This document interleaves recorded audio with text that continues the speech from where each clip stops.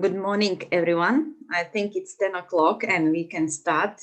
And I have a privilege to welcome all of the participants to the third day of the International Virtual Conference on Peace, Education and Religions. And today I have a privilege to welcome the keynote speaker of today. And he's Marios Kakonaros Eleagis from Greece, and he's assistant professor of religious education at National University of Athens. And he has been working as religious educator and consultant of the Minister of Education and Religious Affairs. He has been active in the field of religious education and teacher professional development, human rights education. And today he particularly will focus on peace education and refugees and asylum seekers in the context of Greece. And he's working on School for All and inclusion of refugees children in Greece schools, the topic which is particularly important in many contexts. So I have all my privileges and honor to welcome Marios and give the word to Marios. Thank you, Jindra. Thank you, Jindra. It's my honor to be here with you in this conference, especially because I'm a keynote speaker, but generally it is very, very fruitful to have all colleagues, all these colleagues of different countries here. And I recognize some names, and I'm very happy I'm here with you. My topic is refugee education and the case of Greece. I will start us up. Maybe it is only 1 minute to, okay, it is 10 o'clock. So may I share my... Yeah. Okay. Try to I will share the screen. Yes, yes. So we can see it very well. Thank you. Yes. Okay. So the topic of the speech is peace education and refugees and asylum seekers children, the case of Greece. But I'm starting just with a quote, but a quote from Jamil, who says that as a refugee living in Greece, I faced a lot of difficulties. Whatever happened, I never lost hope. I was always telling myself, it's not the end. There will be a start. And I was right. At the moment, the whole world is suffering from the pandemic and especially refugees. It is difficult. We should educate children. We should listen to music. We should learn that all human beings are equal. The situation that refugees are in is temporary and will pass. We should always have hope. There is always brightness after the darkness. But is it really true? Do we have always brightness after the darkness? This presentation aims to present the refugee education in Greece, an initiative that takes place now in Greece by the Vergaran Center and the Greek Ministry of Education and Religious Affairs, and the role of religions in refugee education, if there is any, I don't know. Let us see if there is really light after darkness for everyone, for Jamil, for the refugee children, for all the children. We all know that refugee children have never been so numerous in Europe and especially in Greece. Greece is a hosting country, an entry and hosting country, and there are so many children here are accompanied or unaccompanied. And some of them, they don't have any relatives. But we don't know, many of us, we don't know how many refugees are around the world. So let's see some figures. 79 million people around the world have been forced to flee their homes. Among them are nearly 26 million refugees. 4.2 million asylum seekers, around half of whom are under the age of 18. 40% of the world's displaced people are children. The top hosting countries are Turkey, Colombia, Pakistan, Uganda, and Germany. And the top source countries are Syria, Venezuela, Afghanistan, South Sudan, and Myanmar. Until this Monday, the 18th of October, in Greece have arrived in 2020 12,824 refugees and migrants. Most common nationalities of Mediterranean Sea and land arrivals from January until now are in the table. So we can see that most of them are from Tunisia, Algeria, others, Bangladesh, Afghanistan, Syria, Morocco, and other countries.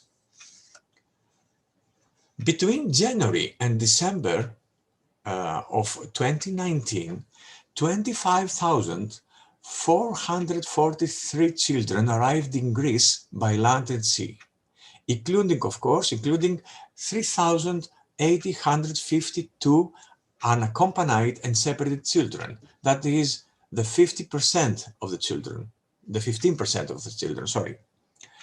Due to the high number of people arriving in 2019, the number of children also increased, nearly 50% higher compared to children arriving in 2018, as you can see.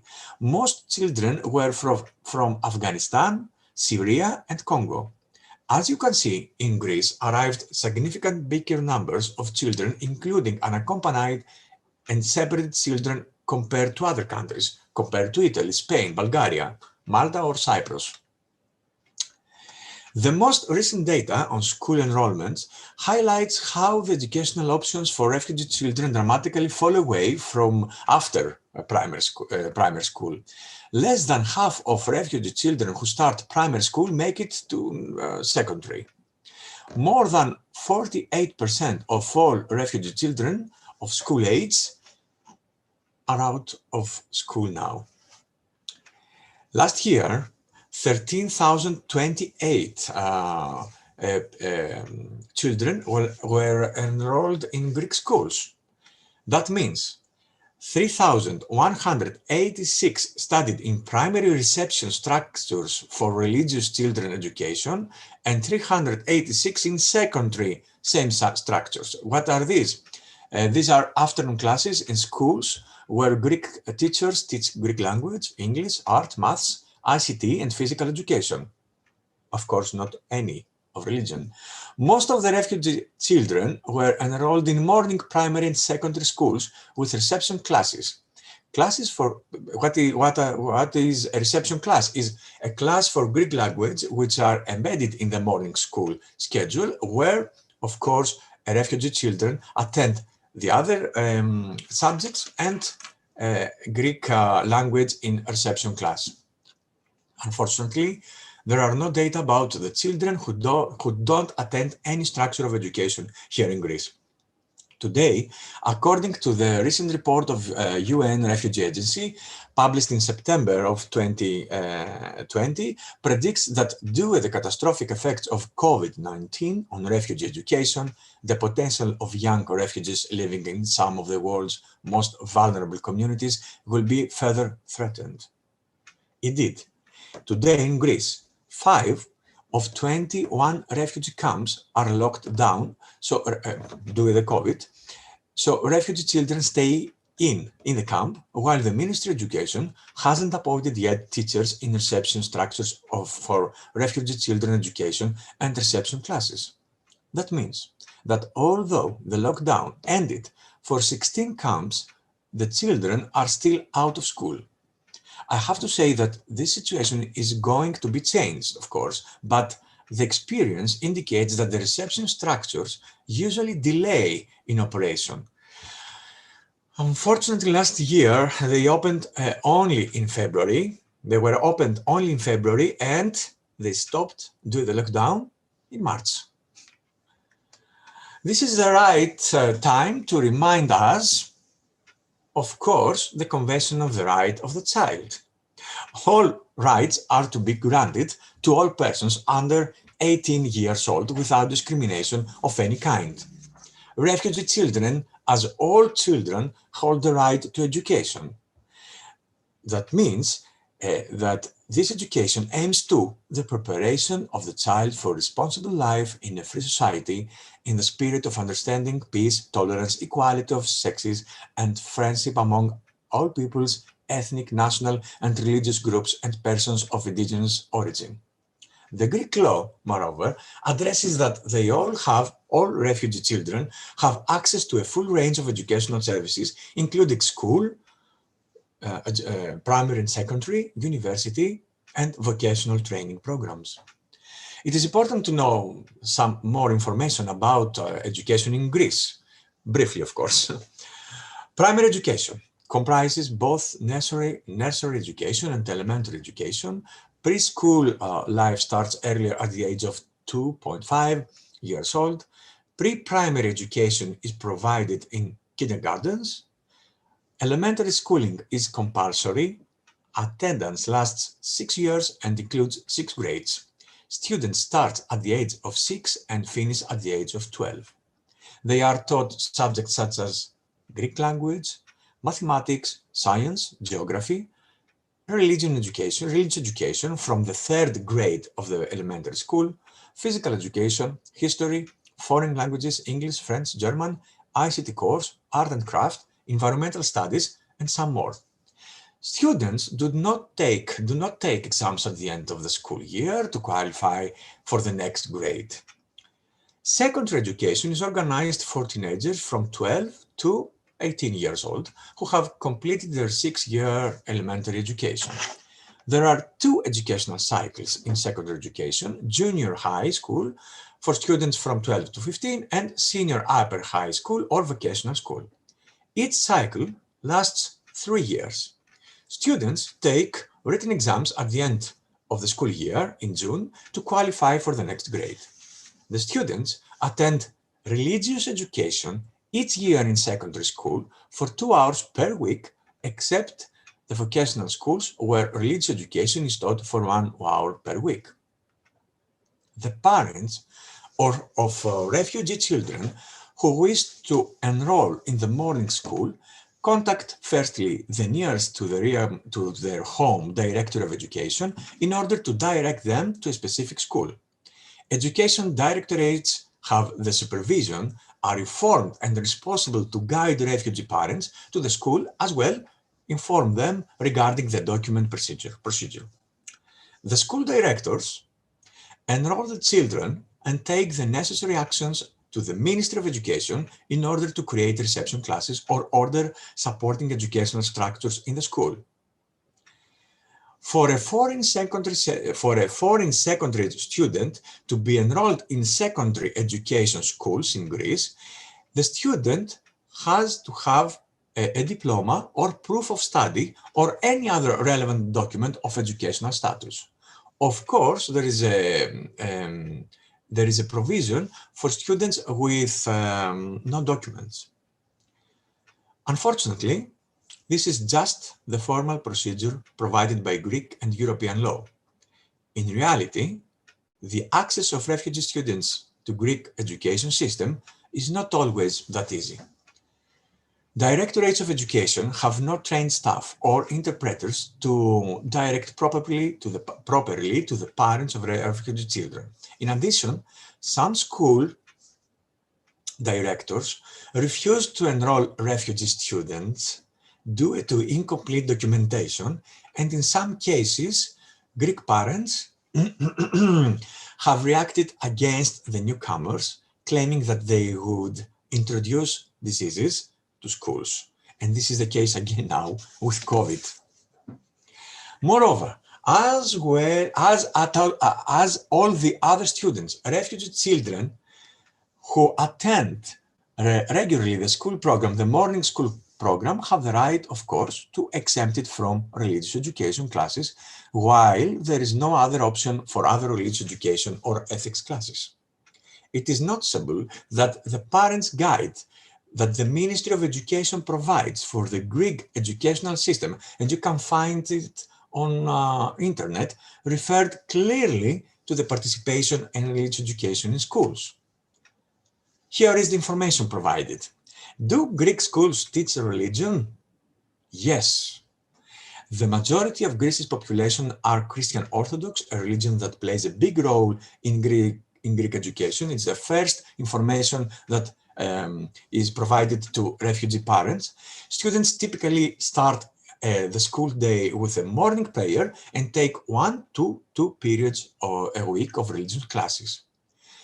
Here we have a false information, participation in religious studies. We don't have religious studies, of course, we have religious education course, mainly Orthodox. The course of religious studies is compulsory for all students in Greece and is taught in the schools of primary and secondary education according to the official educational schedules. However, due to religion consciousness, a student can be exempted by submitting a solemn declaration at the school. The solemn declaration must be submitted in the Greek language, of course. You can ask an interpreter if available, or someone who speaks Greek to fill in this form for you, so you can give it to the principal. Then the school principal and the teachers will decide what the student can do during the time of the religion classes.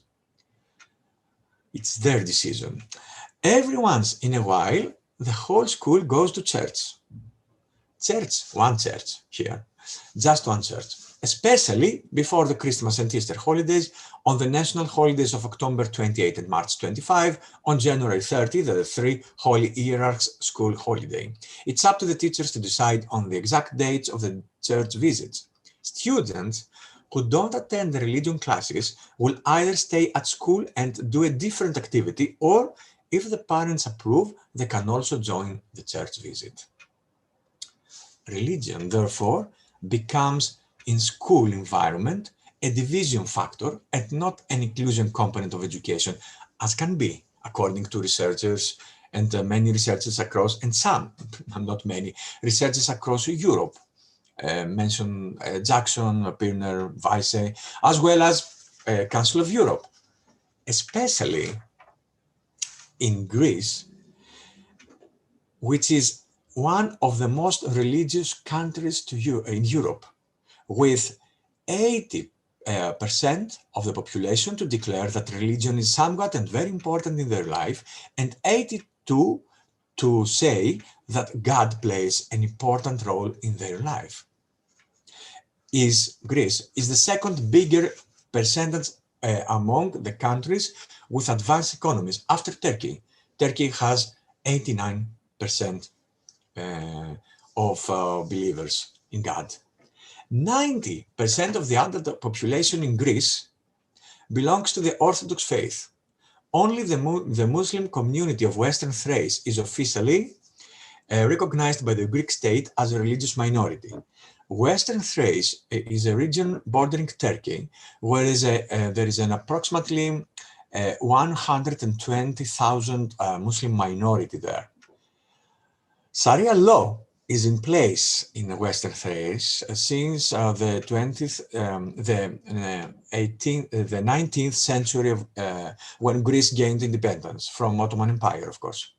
In fact, Greece is the only country in European Union with Islamic religious courts. Since January 28, Greece has made the application of Sharia law to Muslims in the region only optional.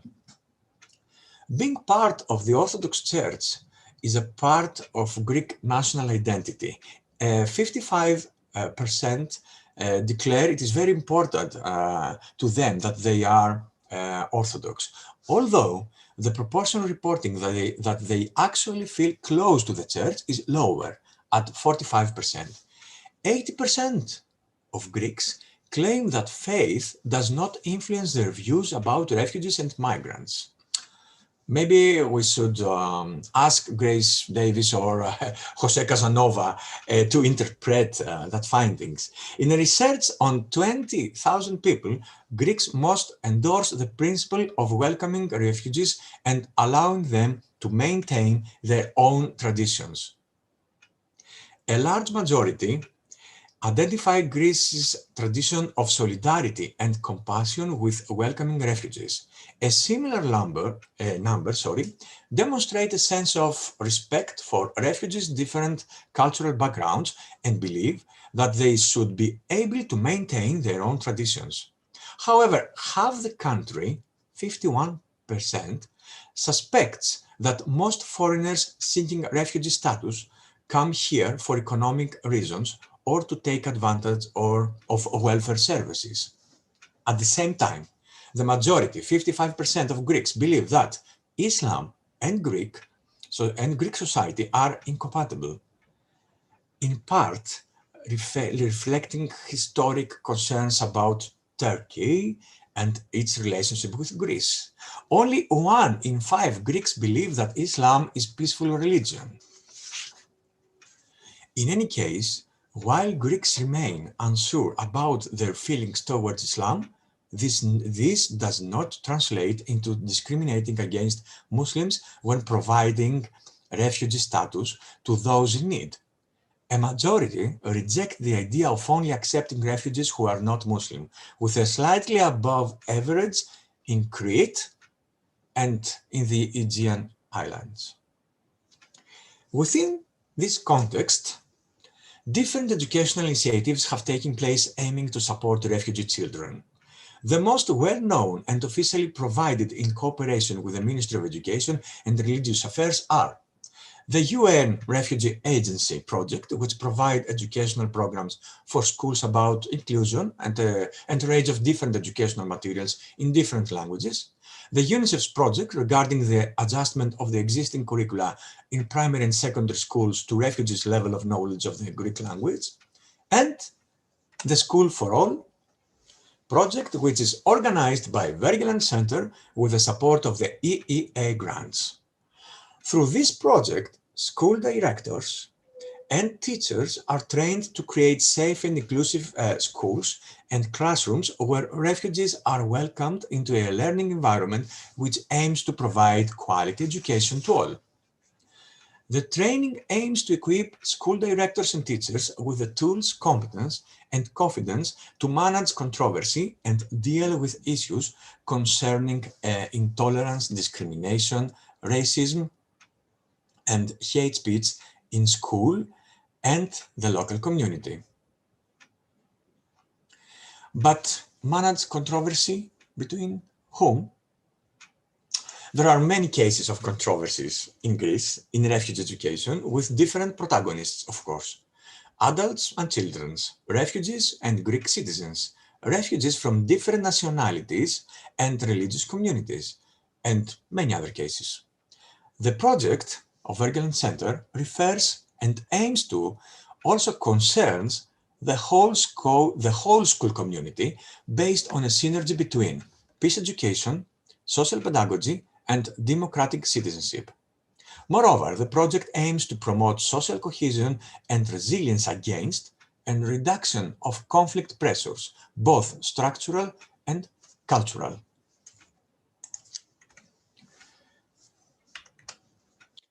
Whole school approach, which implies the active involvement and commitment of all stakeholders in a school, provides the socio-pedagogical, theoretical, and practical basis for the development of the project. A project aims above all the activation of all the stakeholders, school leaders, teachers, other school employees, students, parents, local community actors, such as local education authorities, NGOs, of course, parents associations, school boards, and others.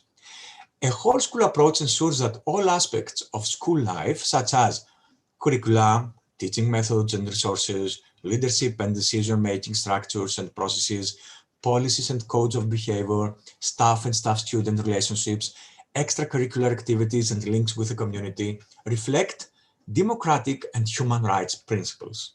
In turn, this may create a safe learning environment where these principles can be explored, experienced, and even challenged in a peaceful way. On the parallel, the CDC model, you can see the CDC model offers the context for reflection and evaluation. Empowerment is at the heart of the framework. To empower of CDC. To empower social actors, the framework of CDC provides firstly, the means of conceptualizing and describing competencies necessary to be an active member of a democratic culture within any social group. Of course, in education too. And secondly, its potential in order to enable all children in schools, refugee children included, as well as the school communities, teachers, head teachers, parents, local communities, to be educated. The framework of CDC offers a comprehensive conceptual model of the competencies that individuals require in order to function as democratically and interculturally competent citizens. These are the competencies, the 20 competencies that you can see in the fly that the project of Wergeland Center targets in order to empower learners, both children and adults, teachers, parents, to act as competent and effective democratic citizens. The model proposes, of course, 20 competencies, and these competencies are subdivided into values, attitudes, skills, and knowledge and critical understanding. Of course, this model proposes that within the context of democratic culture and intercultural dialogue, an individual is deemed to be acting competently when he or she meets the demands, challenges, and opportunities that are presented by democratic and intercultural situations appropriately and effectively by mobilizing and deploying some of all or all of these 20 competencies.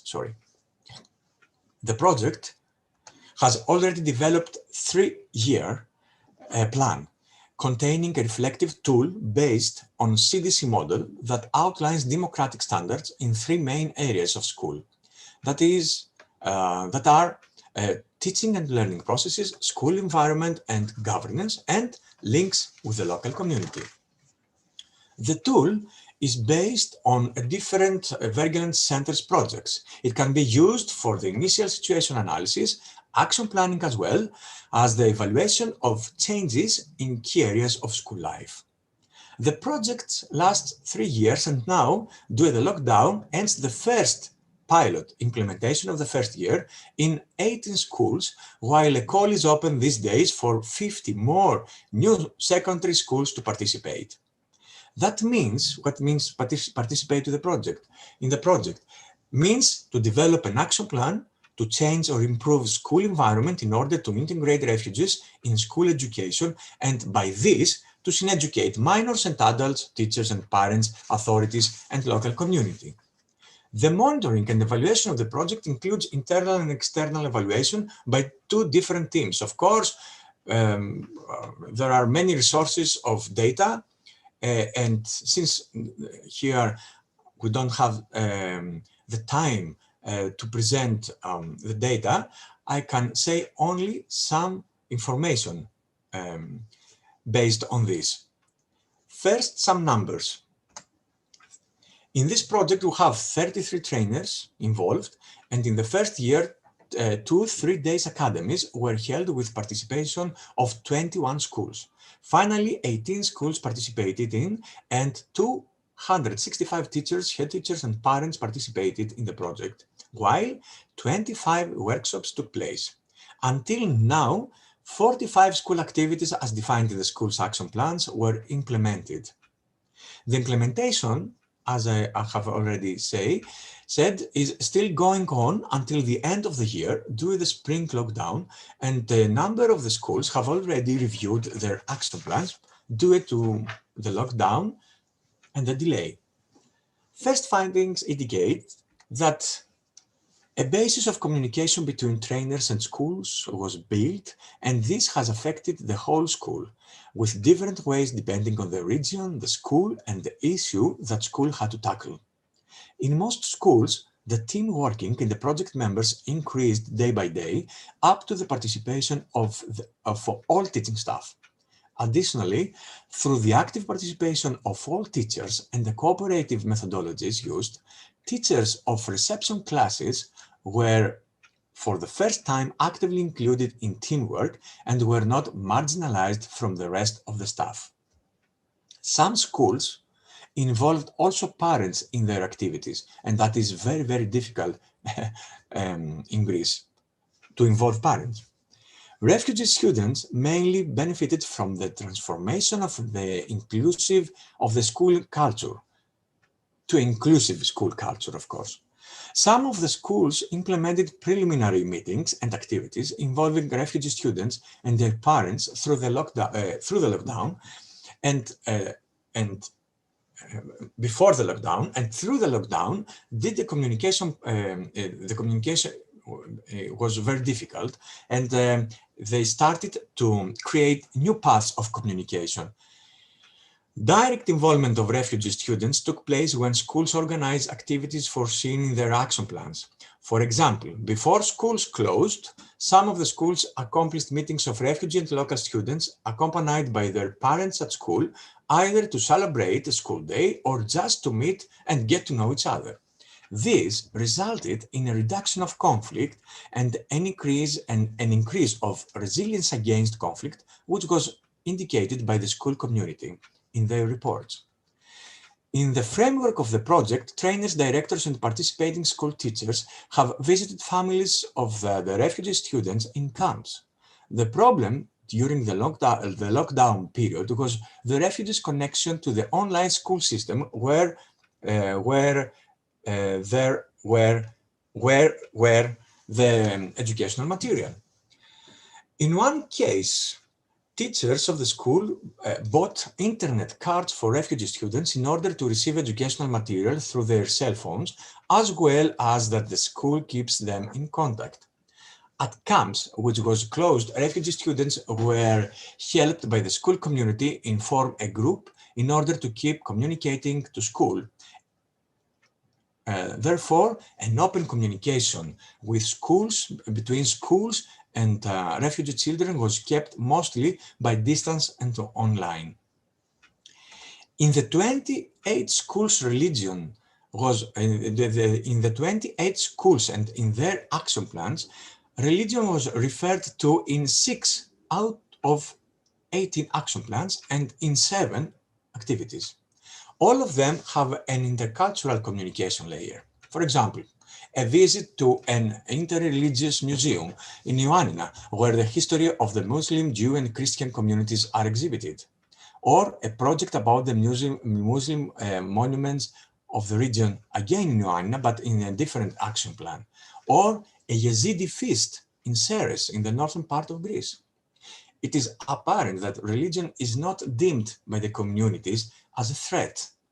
On the contrary, religious beliefs are valued as a component of intercommunication and intercultural sensitivity. Religious people brings religion to the fore and their values as a basis for peace and justice, at least in school societies. Of course, this is not functions as a miracle. It is a process. As well, the project is in process and education is in process. In 2 years, we will have data from 150 schools and same number action plans, of course. Concluding, religion is a crucial factor of communication with and integration of refugees in school education in Greece. Greek citizens and refugees recognize religion as very important for their lives.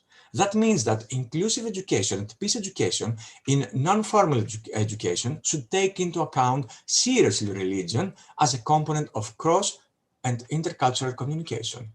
Love your neighborhood as yourself, from the Gospel of Matthew, and the Hadith of Al-Maida, whoever kills a soul unless for a soul or for corruption done in the lid, it is as if he had slain mankind entirely, and whoever saves one, it is as if he had saved mankind entirely, can be the basis of having human rights as a framework of challenging refugee education to involve religion as an intercultural subject or issue in refugee education.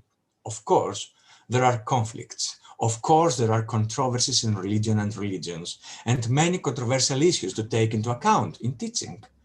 Of course, there is a lack of religious literacy among the stakeholders, and we have in Greece research evidence for that. Almost all NGOs in Greece need for that reason experts and cultural meditators in the borders and camps, and workshops on religion and its role, and religion's role, the role of religion in people's life. And this in a country which is the second religious country in Europe and not such a secular country, because we all know the constitutional relationship between state and Greek Orthodox Church. But there are reasons to involve religion as a factor of peacemaking in refugee education. A variety of modes intervention of religion in society strengthens our advocacy. Mobilization in a conflict, but also for peace. Religions contribute to shaping people's views of the world and their basic values, and not only believers' views. Socialization through education, especially for well-established religions and those that has strong historical impact on societies and relationship with state, such as the Greek society. Integration, inclusion of those excluded or marginalized by the society, in particular through humanitarian aid and socio-economic development projects. A political function, in particular as substitution for political entities and organizations, especially in times of political crisis or illiberal political conditions. In this case, religion sometimes functions as a popular forum or political advocate, especially on issues related to respect for human rights and freedom. Religion, and all that means that religion and religions can contribute by empowering the weak and working in peace education and conflict prevention, in meditation and conflict resolution. By an interfaith dialogue, religions can build global and local networks. Of course, and these networks must be for peace, democratic culture, and human rights, giving theoretical depth and cross and intercultural grounding at education for all children, including, of course, refugee children. Thank you. Thank you, Mario, so much for your comprehensive insights into Greek educational system and how it is inclusive to refugees and asylum seekers. And my thinking and thanks what we are doing in Latvia resonates a lot with your competency whole school model, how to make the system more inclusive. And thank you so much. And there are questions, of course, people are sharing with also the good practice from Belgium. You did talk about Islamic religious education, and Naima is mentioning that Belgium also provides Islamic religious education. We also provide Islamic religious education. Yes, we did here. And but only in Thrace, in West Thrace, only. Yes, we are proud to hear about it. And in Belgium, it's also Islamic religious education from the first year primary school until the last year of secondary education, from 6 to 18. Yes, and one more question from Johannes. And the question is knowledge of other religions incorporated in religious education in Greece? And are teachers trained for it? And is there intercultural or interreligious knowledge in training for all teachers as a precondition for sensitivity in dealing with the issues with refugee children? So what are the situation in Greece? The first answer is yes. In all the teachers in primary school and in all the RE teachers in primary school and secondary schools, they are qualified with knowledge of others. They all do religious studies during their undergraduate studies, but not all. Only primary education teachers has intercultural and interreligious knowledge, not the other. All the other, the RE secondary education teacher have to get such kind of knowledge in trainings, but they are on their decision to do that. Yeah. Unfortunately, they don't have any intercultural course. Now we do a big Erasmus program, Step Up DC program for that. How we can teach interculturally and democratically with our subjects, such as religious education and other subjects. But we are in process, and maybe I have to say that Step Up DC is something that you have to search on the internet. Thank you, Johannes, and thank you, Mario. And we have more questions from Sami Advan. And the question is, do children engage in each other religious practices, holidays, rituals? And do they practice this at school, engaging in other practices and practice of other religions? In some intercultural schools, they do have the space and the time to do that. But basically, in all the Greek schools, we have only Greek Orthodox rituals and practices and holidays. But all the others have the freedom to have their holidays or to have time for their prayer and exempted for religious education, from religious education, of course. Thank you. Thank you. And one more question from Dr. Aretti. And the question is, what is done in Greece to help asylum children to get to know what the population in Greece value religion much? Yes. And help these children to respect religious beliefs of others. Are there any special workshops in refugee camps organized for that? First of all, I have to indicate the lack of religious literacy again, because all the members, the staff of NGOs, immediately find that they don't know so much about the others. Although they have religious education in their school studies, they don't know much about Islam. They don't know much about Christianity, not only Islam.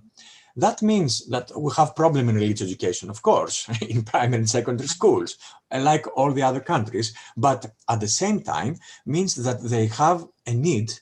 They all have a need of religious literacy, and we, as a university and Department of Theology, I have already done 4 workshops with this issue. How we know how not only we have to know the other, but the other have to know us. And sometimes religion is the factor of this community, of this way of communication. But now I think, and I'm sure, not I think, I know that it is not something that is formal and official,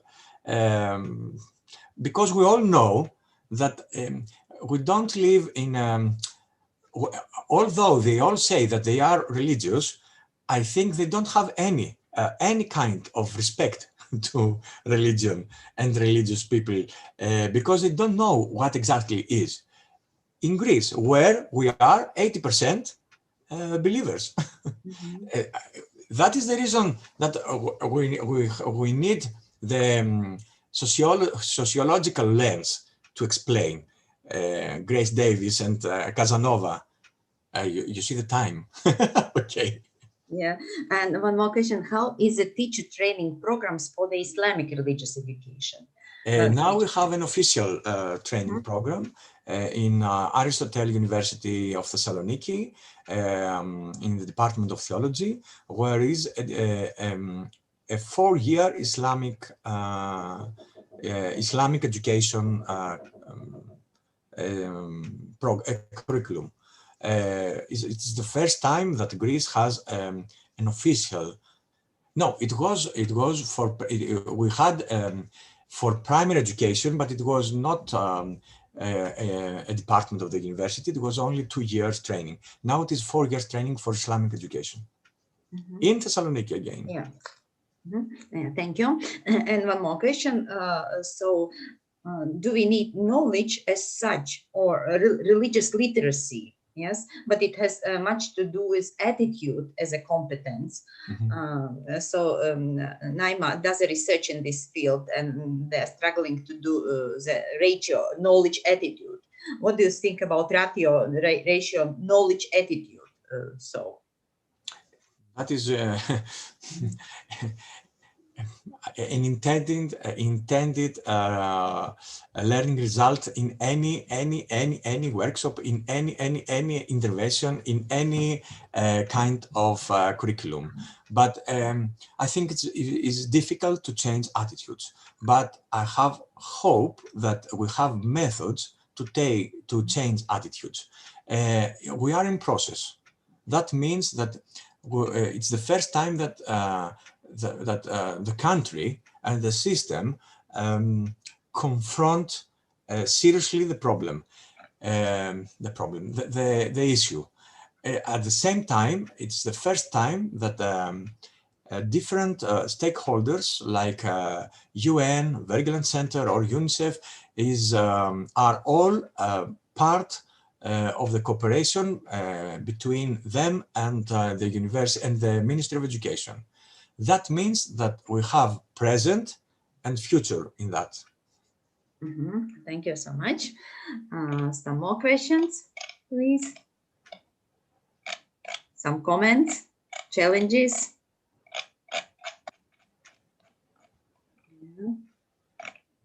So, no. Yeah. The comment, yes. The comment is in another okay. Chat box, yes, chat box. Yes, I do research in this field, and we are struggling with it. Okay. We encounter people. Yes. Yes, although tactics can play a role, of course. Yes. Although the percentage of the Muslim population is very big in Turkey, there is a racism and discrimination against refugees. What do you think about it? Maybe more than this. I think racism and discrimination.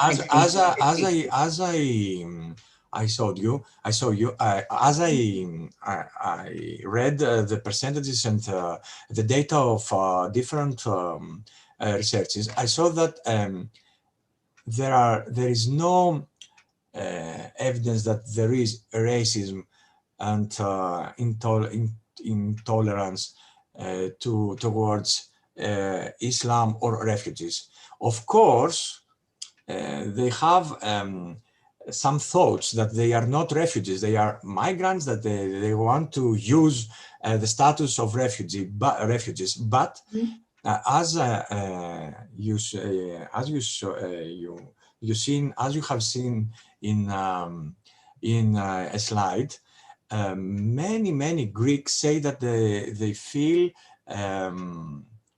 compassion to refugees for many reasons. I don't think that they feel compassion because they are Christians, but I think they feel compassion because many Greek people were refugees in their lives, or their parents or their grandmothers and grandfathers were refugees, unfortunately. Yeah, thank you so much. Yes, there is more racism and discrimination against refugees. Yes, yes. Although the percentage of Muslims in the population is very high in Turkey, there is a racism and discrimination against. Yes. I answered that. Yeah. I say only my view on that. Thank you. I'm very happy I saw Johannes. Johannes, hi. I met you in Israel. Yes, we all met in Israel. Yes. So, and I'm very happy to see you again. Yes, we are very happy to see all of you as well. And thank you so much, Mario. I see the timing and thank you. I'm very happy I see many Turks here. Yes, and not many Greeks. And I'm very happy for active participation and asking questions.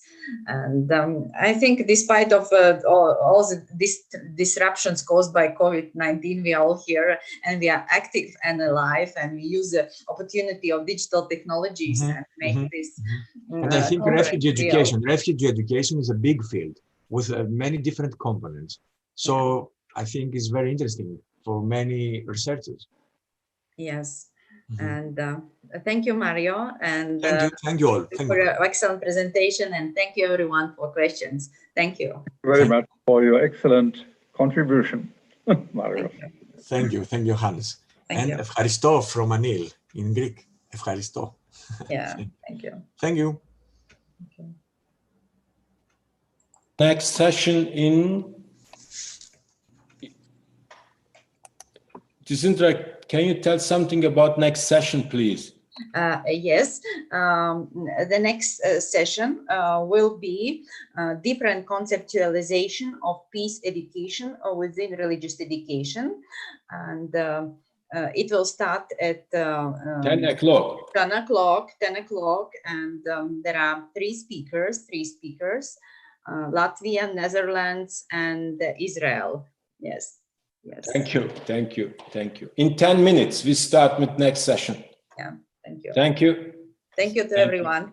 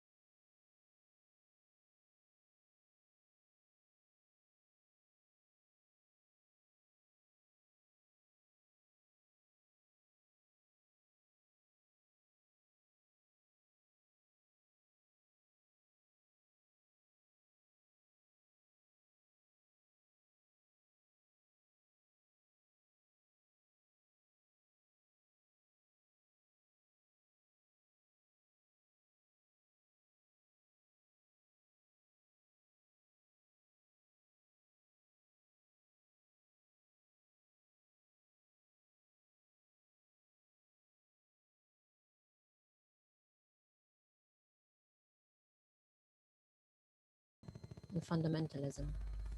Religion is more and more seen as a threat towards democratic and secular societies. In public debates, religions have been perceived less as a solution to the problem of violence and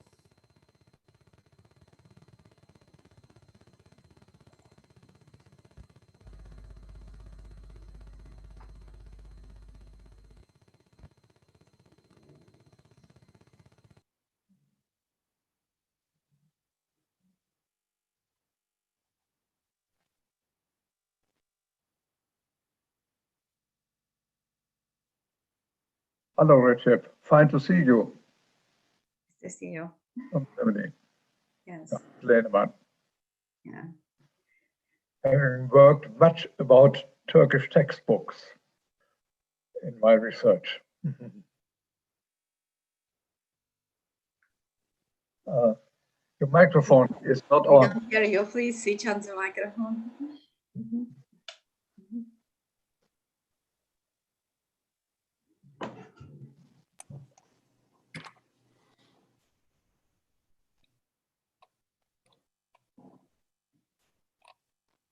Begin the next session. Okay, we can start in 3 We can minutes. start. Okay. In 3 minutes, we have to start. Thank you. Okay. Okay. Right. Uh,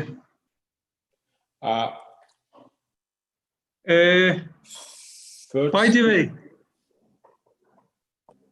first speaker is Disintra, no? Yes, yes, it's me. I'm yeah, here. okay. Okay. Good, everybody. Welcome to this session. This session title is Different Conceptualization of Peace Education within Religious Education. You know, in this session, focus on the religious education and its connection with the peace education. Our first speaker, Professor Dzintare Lisko from Daugavpils University from Latvia. Already you know that she was the moderator of the plenary session for today. And I would like to introduce about her.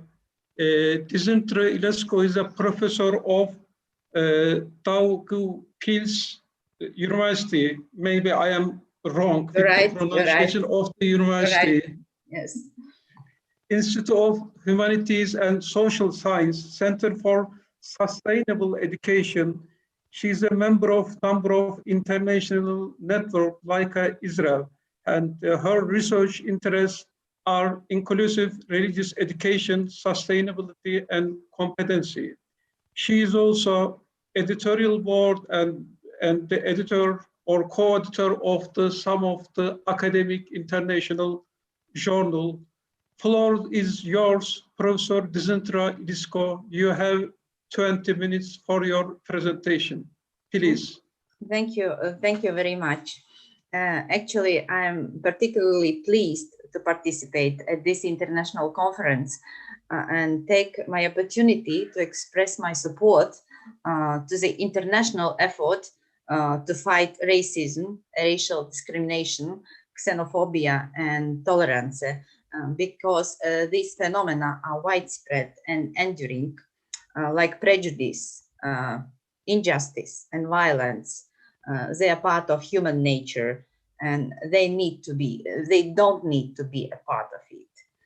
And of course, every culture faces the challenge of fighting aggressive, antisocial, exploitative tendencies among its members and channeling them into socially acceptable forms, like we are trying to do in Latvia. And so often it is done by forbidding aggression and oppression towards in-group members, but allowing and even encouraging it towards non-members of the group.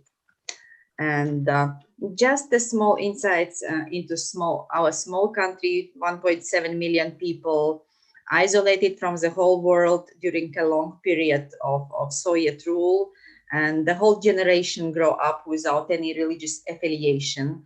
And in 1991, we regained our religious freedom and religious life and revival of religious life. And people practice religious values a lot. But today, we can read the latest findings.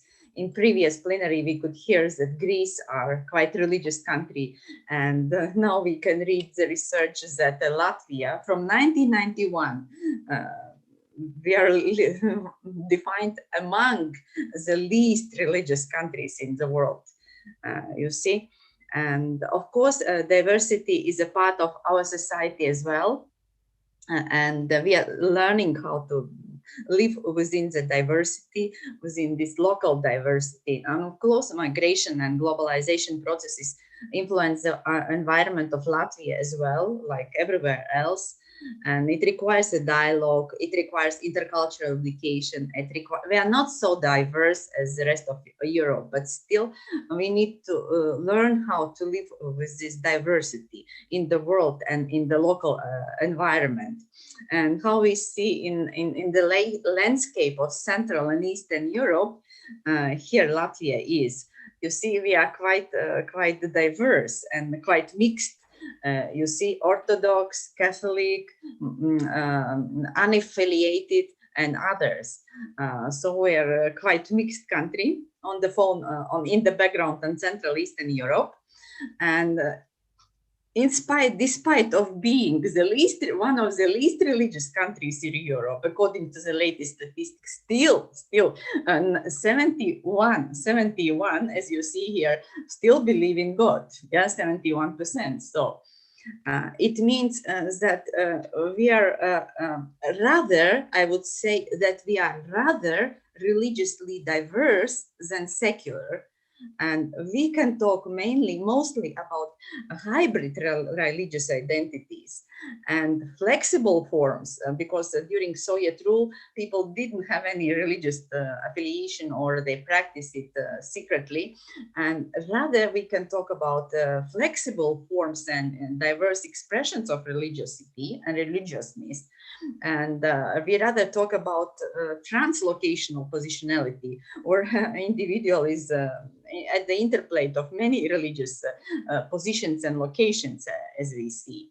And I myself from the city on the crossroads, and one hill we have churches of 4 different denominations, and of course we are peaceful country, very peaceful country, but still we need the dialogue to understand each other better. And the flag of my emblem of my city, which is the river fortress and the lily, or road, the house, and the prayer. It means the concepts which are not related to any particular religion, nationality, or culture, but confirms general human values of people in the town. And of course, like many countries in this world, we came from violent past, and we experienced totalitarian rule. There are 50 years people just for living in Latvia, parliamentarians, professors, teachers, shopkeepers, they simply were killed. Tens of thousands, including babies and children, sick and old, they arrested middle on the night and loaded in cattle cars and deported in Siberia in these waves of deportation, mass deportation. But the reaction to the violence, the typical reaction of violence of our nation is non-violent resistance, non-violent peaceful resistance, civilian resistance. And you can see it 1991, then in Fight for Independence, we formed the Baltic Way, a non-violent, peaceful, non-aggressive mass demonstration, sort of spiritual defense for national coherence. And we called it singing revolution or flower revolution. And it is in the history of nonviolent resistance. We formed 600 kilometers chain, 2 million people, Estonia, Latvia, and Lithuania, and joining heads and forming a human chain from protesting the Soviet rule. And of course, we called it renewed independence. So quite peaceful, non-resistant, non-violent resistance. So being peaceful and non-resistant, as it seemed, then we go deeply and examine at the same time we are deeply xenophobic country, and non-violent but totally xenophobic. And reasons are many. We were locked from the rest of the world for a long time. We didn't encounter with the difference. We didn't meet the difference in the world because we were locked for such a long time. And of course, in mass media, we can experience hate speech, attacks, racist discourses in media, very strong discourses, and research done, different kind of research done shows completely intolerant attitude to immigrants.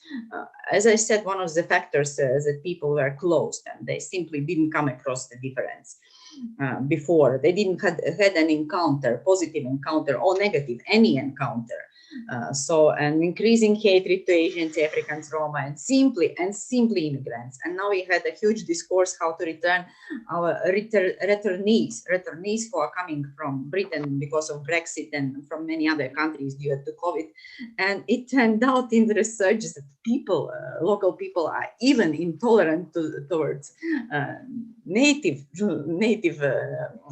inhabitants who have to return from Britain due to Brexit or many other countries. And of course, statistics is terrible because we are not prepared to offer the job so any ethnic groups. And I must say that really racism and xenophobia are really convincing represented phenomena in Latvia.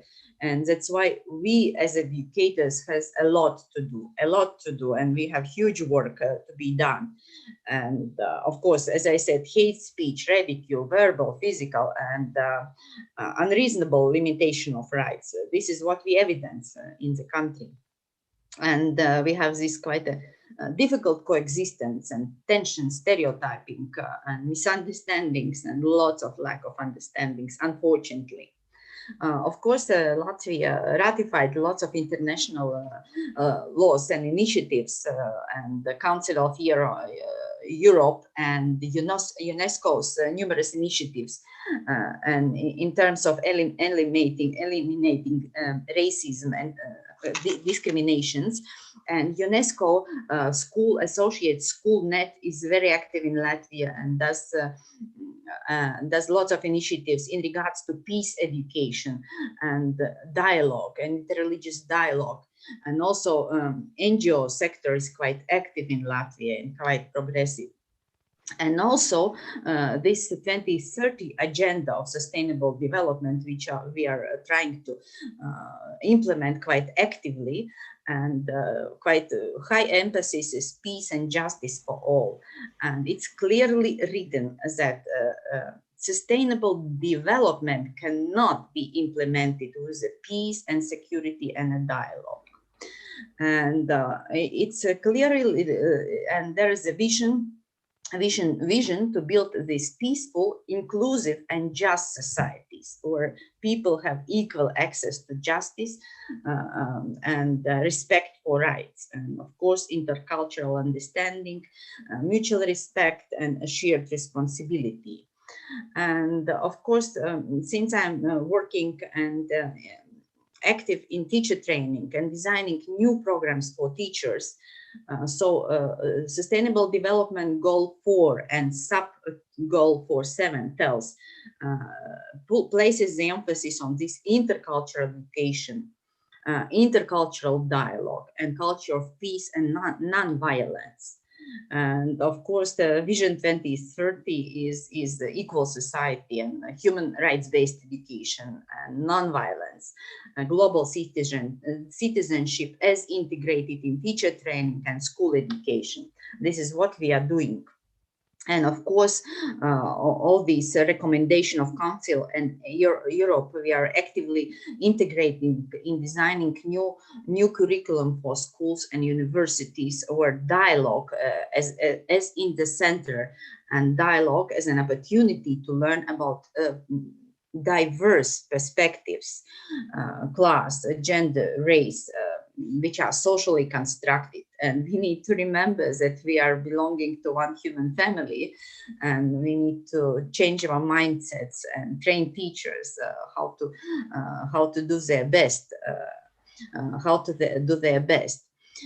Right now we are trying to design completely new competency-based curriculum, and my ideas resonate with the previous keynote speaker, because the whole country in September 1st starting curriculum from zero, totally new zero competency-based education.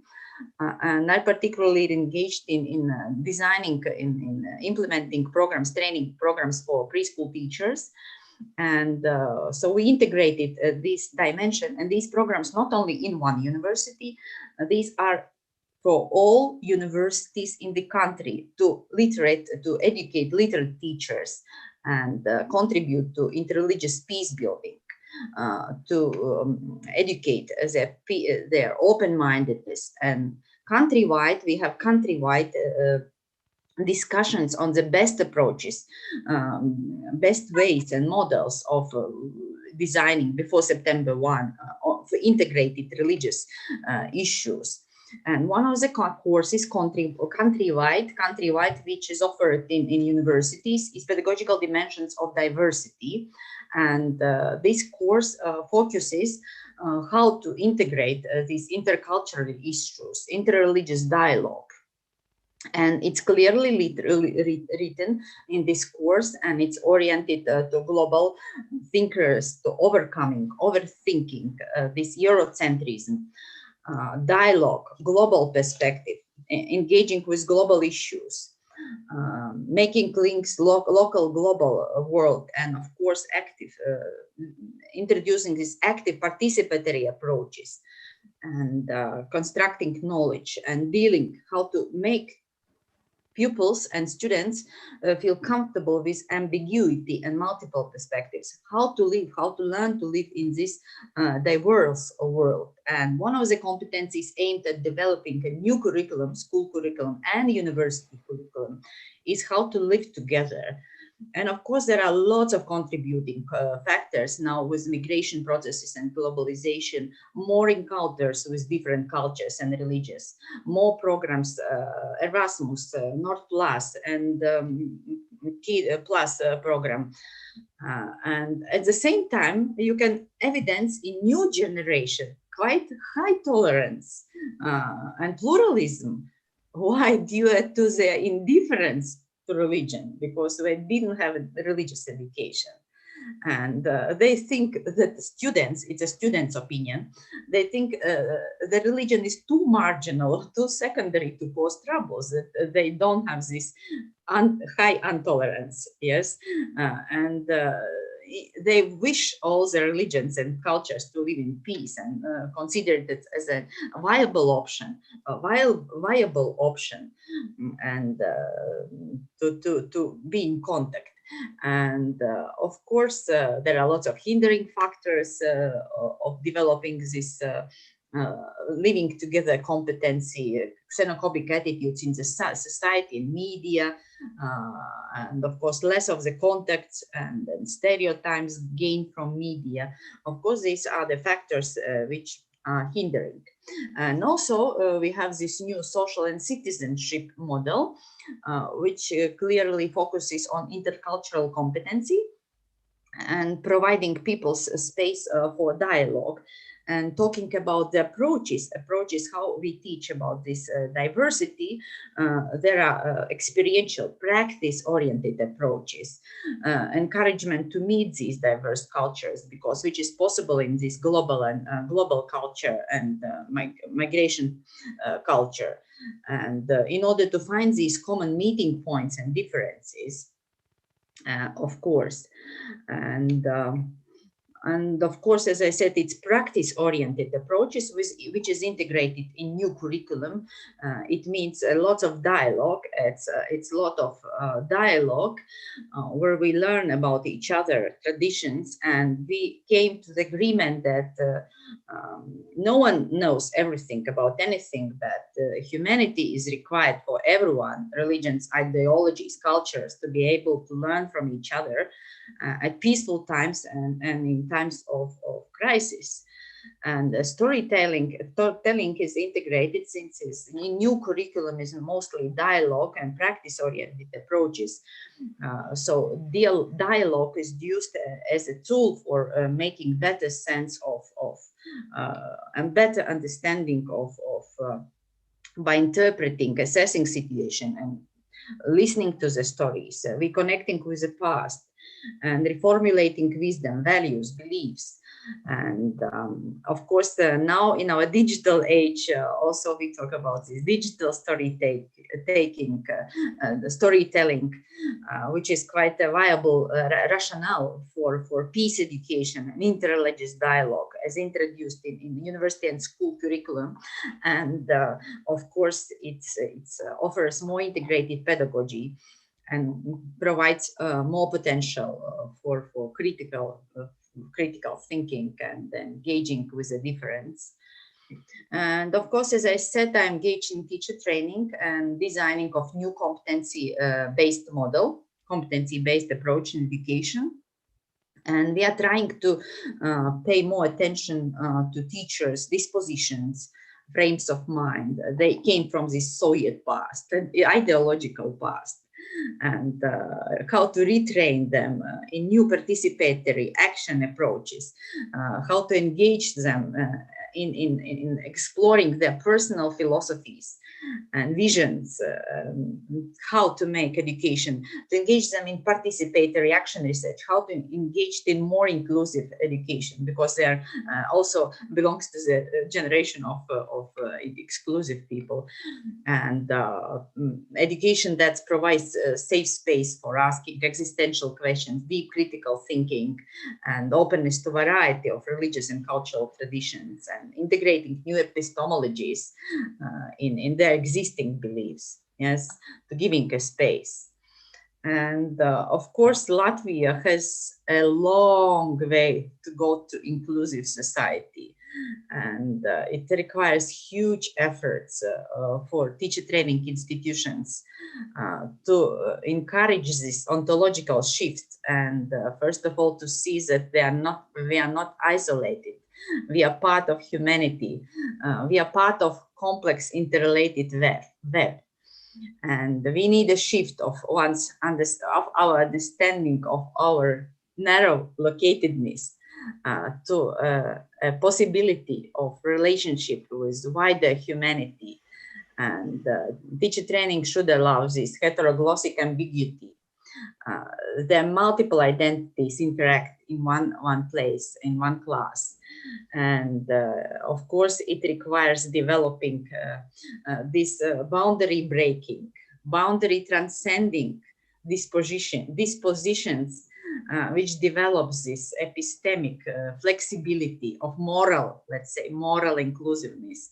We ourselves educators, we need to educate educators to be morally inclusive and explore and deep one personal identity and question everything what becomes boundary setting experience. Yes, thank you. Thank you. These are the main thoughts I want to share. Thank you very much for your excellent presentation. You know, we learned too much from the case of Latvia, and I received some question, but at the end of the presentation, we will ask this question to you to answer by yourself. Yes. And now we are moving to the second speaker. Thank you. Is Ina Ter-Aves. Good to see you. How are you? Fine, thank you. Thank you, I'm fine. Thanks a lot. And she will speak about the different understanding of the concept of peace in relation to human rights and religious education. I would like to give a brief information about Professor Ina Ter-Aves. And she's a professor of emeritus religious education, and her research interest is religious identity and development in plural context with focus on Islam and minority religion in a secular Christian society. She will publish recently many books. I would like to mention one or two, the title of the books, and Guidance and Practice of Narrative Leadership and Moral and Spiritual Leadership in the Age of Plural Moralities. And floor is yours, please. Thank you so much for this nice introduction. Thank you. Thank you to the organizers of the conference. I feel honored to be here and share my thoughts on peace education, in particular today. In the Netherlands, the 30th anniversary of children's rights and the 75th anniversary of the United Nations is celebrated by highlighting in blue important buildings in the Netherlands, like the Peace Palace here in The Hague. This presentation is about a practical approach of Islamic religious and citizenship education in the Netherlands in relation to the understanding of peace in our team. And the team consists of Mr. Alper Alassag, Dr. Ömer Gülesing, and Professor Ibrahim Koerts. In the Universal Declaration of Human Rights, we read about freedom, justice, and peace. And in Article 26 about education, it is stated that everyone has the right to education. And as we heard in the keynote today, this is further elaborated upon in Article 29 of the Convention of the Rights of the Child. And in this article, it is stated that the education of the child should be directed to the preparation of the child for responsible life in a free society, in the spirit of understanding, peace, tolerance, equality of sexes, and friendships among all peoples.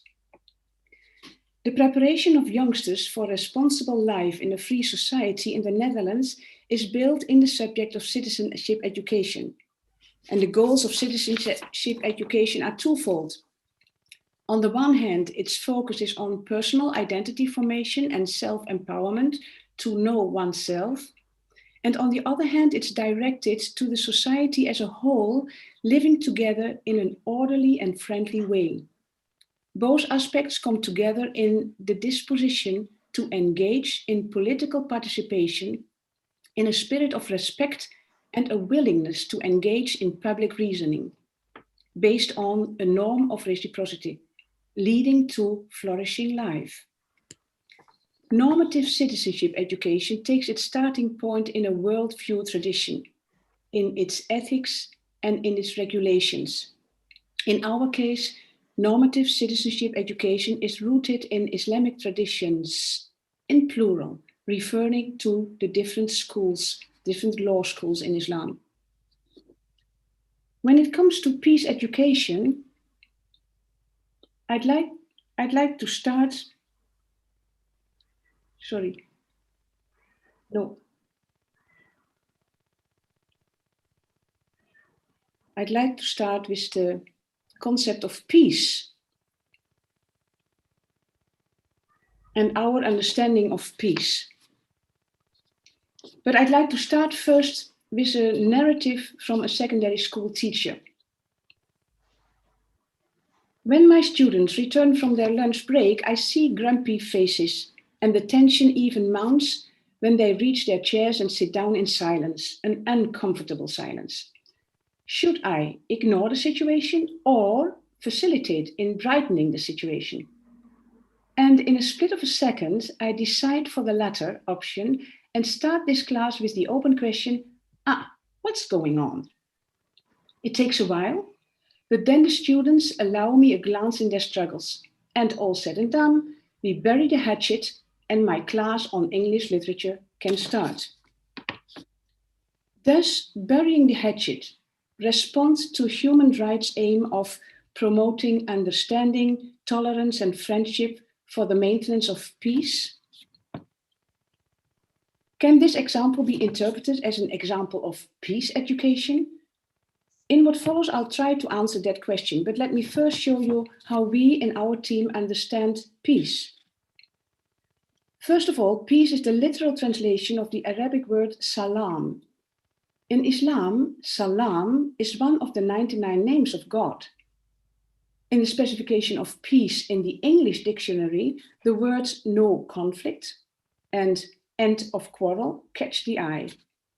What is the consequence thereof for education and for peaceful living together in a diverse society? Peace, in our understanding, is not the end of a conflict, resulting in living together amidst differences in an orderly and friendly way. We follow Jonathan Sacks' dignity of difference. Difference and its conflicts, its disturbing moments, are seen as a motor for development of a person's flexible and balanced identity development. Peace, in our understanding, is making space for each other's deeply held beliefs and as such becoming conjoined authors of a collective future. To stimulate making space for a deeply held belief of Muslim youngsters and their right to be educated for a flourishing life, our point of departure is in 3 basic principles.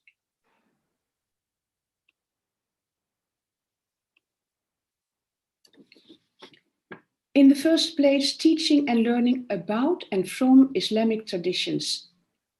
This principle will refer to the need for knowledge about Islam and its history. It's about religious literacy. In our view, this is a precondition to learn from Islam. In the second place, teaching and learning in the presence of the other. And with this principle, we refer to the other with whom we should live together in an orderly and friendly way. The other who is needed to tell the story of my life, the other as a listener and as a mirror, the other to learn about myself and to expand my horizon.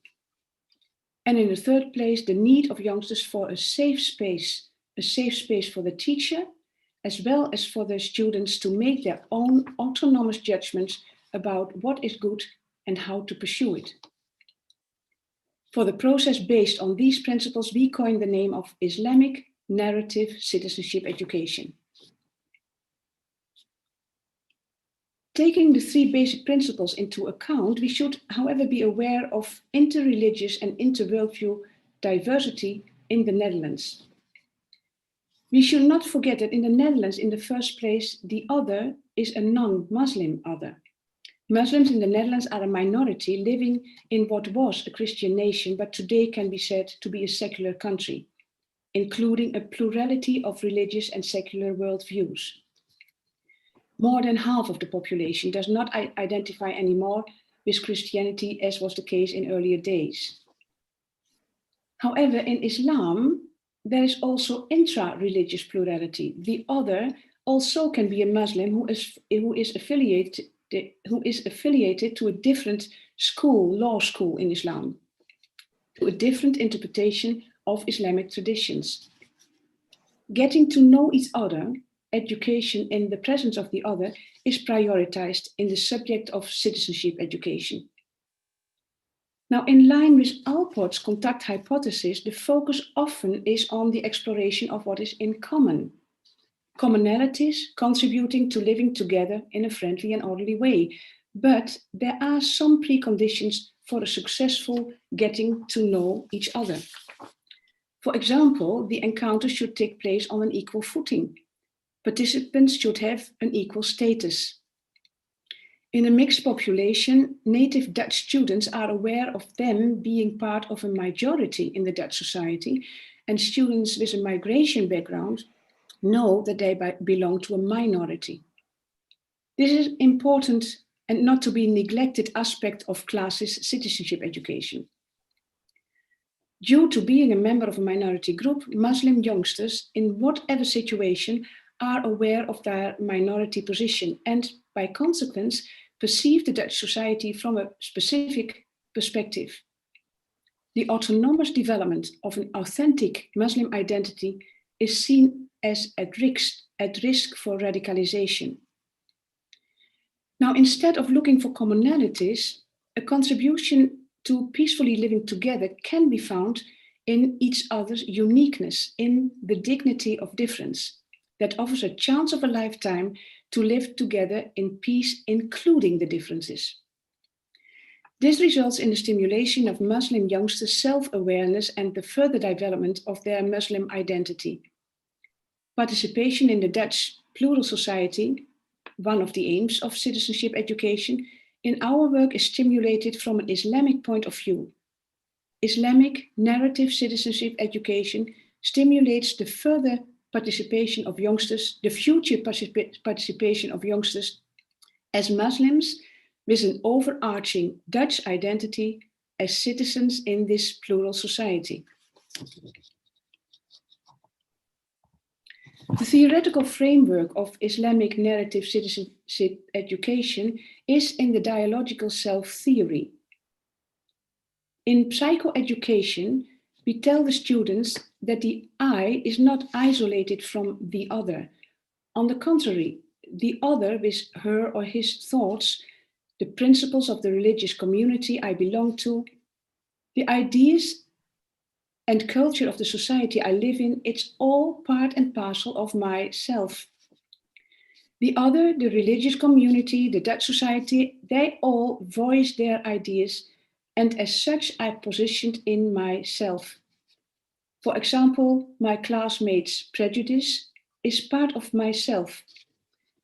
These voices are coined as external voices, in addition to internal voices that represent my characteristics as I see myself. For example, I as a shy person, or I as a student. In line with this theoretical framework of the dialogical self, tensions are explicitly evoked. Conflicts are not seen as a danger for peace, but as a stimulus for development. Conflicts, disturbing moments in our work are induced to stimulate development. The inclusion of others' ideas and or the transformation of others' ideas are included in myself by way of new insights that to a certain extent match my existing ideas and at the same time broaden my horizon. To summarize, in our view, peace includes disturbing moments, conflicts that stimulate development. The minority position of Muslim youngsters urges for stimulation of youngsters' awareness and proudness on their Muslim identity as part of their Dutch identity and relate to the Dutch secular and plural society in a positive and constructive way. Now let's have a look at two examples of disruptive moments and different positionings in myself. The first example is about the confrontation with two texts from the Islamic tradition, two texts that at first sight seem to be contradictory.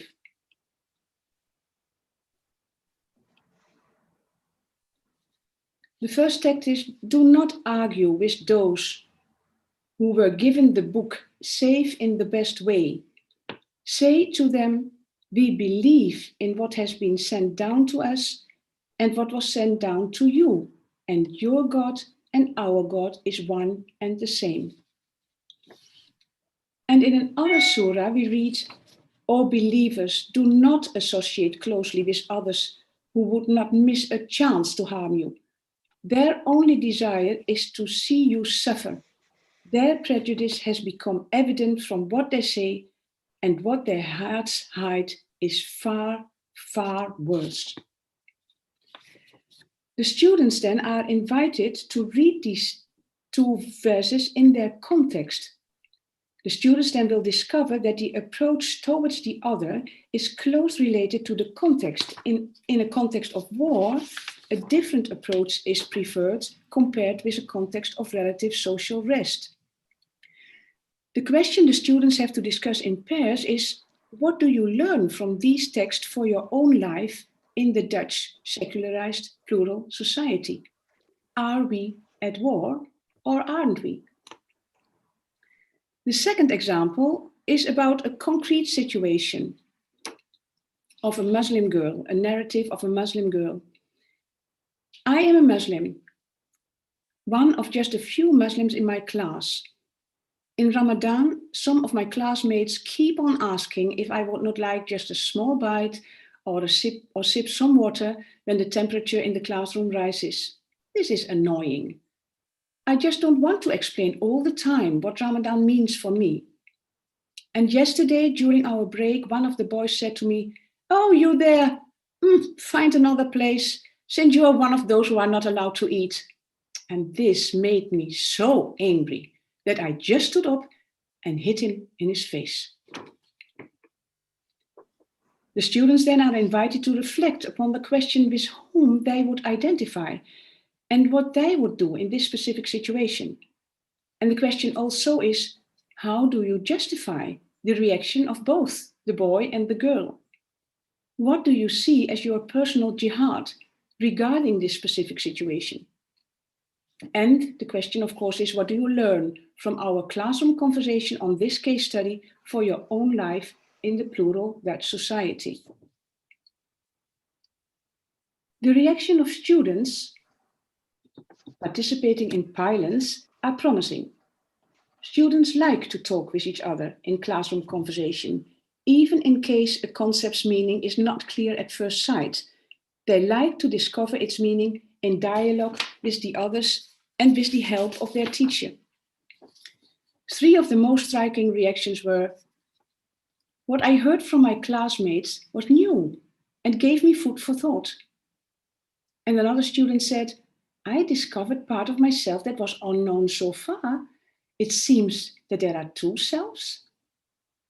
And yet another student said, "We like to discuss about all these issues that normally do not pop up during our discussions during break." The students practiced the dignity of difference. Many of the students in the Pylon studies, due to the confrontation with paradoxical texts and so far unknown statements of their students, of their classmates, gained a deeper insight and a stronger connection to Islam, and a positive relation to the diversity in their peer group. Might this be a preview of their positioning in the society as a whole? The Muslim youngsters experienced the lessons as an open and safe space for exploration of Islamic traditions and their diverse positionings, a touch of peace.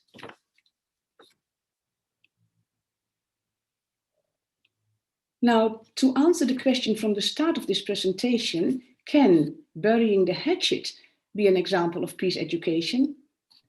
From these students' answers, we learned that they preferred not to bury the hatchet. On the contrary, they appreciated the psychoeducation on identity development and the positioning of their different inner voices. They like to explore the dignity of difference, and it is our contention that Islamic narrative citizenship education, with its dignity of difference, empowers students to flourish and become self-confident Muslims as co-authors of the script of a peaceful Dutch society. Thank you. Thank you very much for your excellent presentation. You share with us the fieldwork from Netherlands. And now we are moving to the third presentation. You know, as you know, that in this session, we are not for presentation, we have 3 presentations. This means that I think that we have more time for discussion, the papers. And the third presentation will be given by the Dr. Ayman Akbara, and his title of presentation is From the Wells, Teaching Openness in Judaism and Islam Towards a Shared Society in Israel. And I would like to brief information about him. Dr. Ayman Akbaria is a head of the MA program in Education, Society and Culture at the University of Haifa. He studied citizenship education and Islamic education. Floor is yours, please. Ayman, you can give your screen free. You can share it. Yes. Who will give? Yeah, thank you all. I don't have a presentation so I'll be just talking to you. I have sent you through the chat my full paper with the full length of it and with all the Okay, right. and with the, so you can, at your spare time, you can read through the paper itself. I don't have a PowerPoint, so I'll just be talking to you about my paper, try to present the core of it and the major points in it. But let me first extend my gratitude, my thanks to the organizers, to Professor Adnan Aslan for the opportunity to be here with you. And I would like also to acknowledge my partner, Professor Daniel Statman from the Haifa University, with whom I share many of the insights developed in this presentation, and with whom I cooperate in leading the From the Wells educational program as academic co-advisors through the Hartman Foundations. And maybe I'll start with the idea, what do we mean by From the Wells? You know, this is a metaphor. It's a metaphor that signifies the idea that we have shared common places, that we have shared sources that one can drink and nourish from, shelter, whisper, and even cry within these wells. And a lot of wisdom is coming from these wells. من الآبار in Arabic. In Hebrew, من بئرات, من الآبار in Arabic. So from the wells. And it's the idea that, I mean, these wells needs to be searched for. We need to search for these wells. But also we need to be vigilant, and we need to approach these very carefully, as some of these wells are clean and have healthy water, but many of these are also, you know, poisoned and have deadly water. I mean, deadly water of extremism and radicalization. So we gave this metaphor as the title of this project, which is really aims to support Jewish and Arab educators in Israel in addressing racism, segregation, and prejudice in Israel. And I'm talking about Israel within, not in the occupied territories of 67, not the Palestinians who lived in Gaza or lived in the West Banks, but the Palestinians, Arab Palestinians who live within the state of Israel, and they have the status of being Israeli citizens of Israel. So the idea to support Jewish and Arab educators and to train them as how to teach culture and tradition in a more humanistic, inclusive, and critical way. So let me say a few words on the context in which these educators are working in. And I'll start by just making the to clarifying that Palestinian citizens of Israel are Arab residents of the mandatory Palestine who remained within the within Israel's borders following the 1948 war and the establishment of the state of Israel in 1948. In 2019, their official number was about 1,600,000 people. These are roughly 20% of the Israeli population. So every fifth person in Israel is actually an Arab. Most of them are Muslim.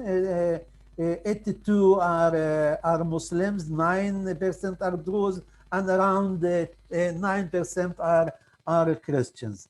Now, I will not go into details as to show the extent to which this minority is exposed to discrimination, because a variety of academic studies, governmental reports, civil society reviews, media coverage highlight the discrimination that affects this homeland national minority in Israel in almost all socio-economic indicators, including in education. And I mean, at least in the education systems, one can say with much confidence, and it's safe to argue that the education system that serves this minority suffers from unequal allocation of state resources, lack of recognition of the Palestinian culture in the curriculum, and the reduction of the Arab leadership's influence on education policy. So we start. I mean, this is the context. Now in Israel, this is very it's discussions are always heated. The discussions are always confluential. It's and in many and since many Jewish and Muslim political movements formulate their visions and demands in religious language, and this is what we call the religification of the Israeli public sphere. And many conceptions of homeland, peoplehood, sovereignty, governance are often framed through theological frameworks, through religious language.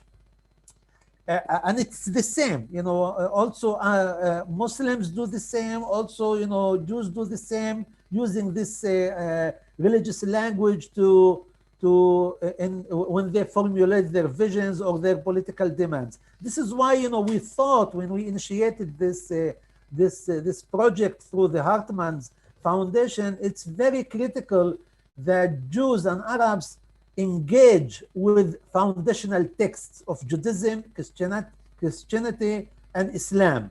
It is very important to engage with foundational texts from these from the three traditions, to encounter, and to start deliberating on this religious language, which is now dominating the public sphere.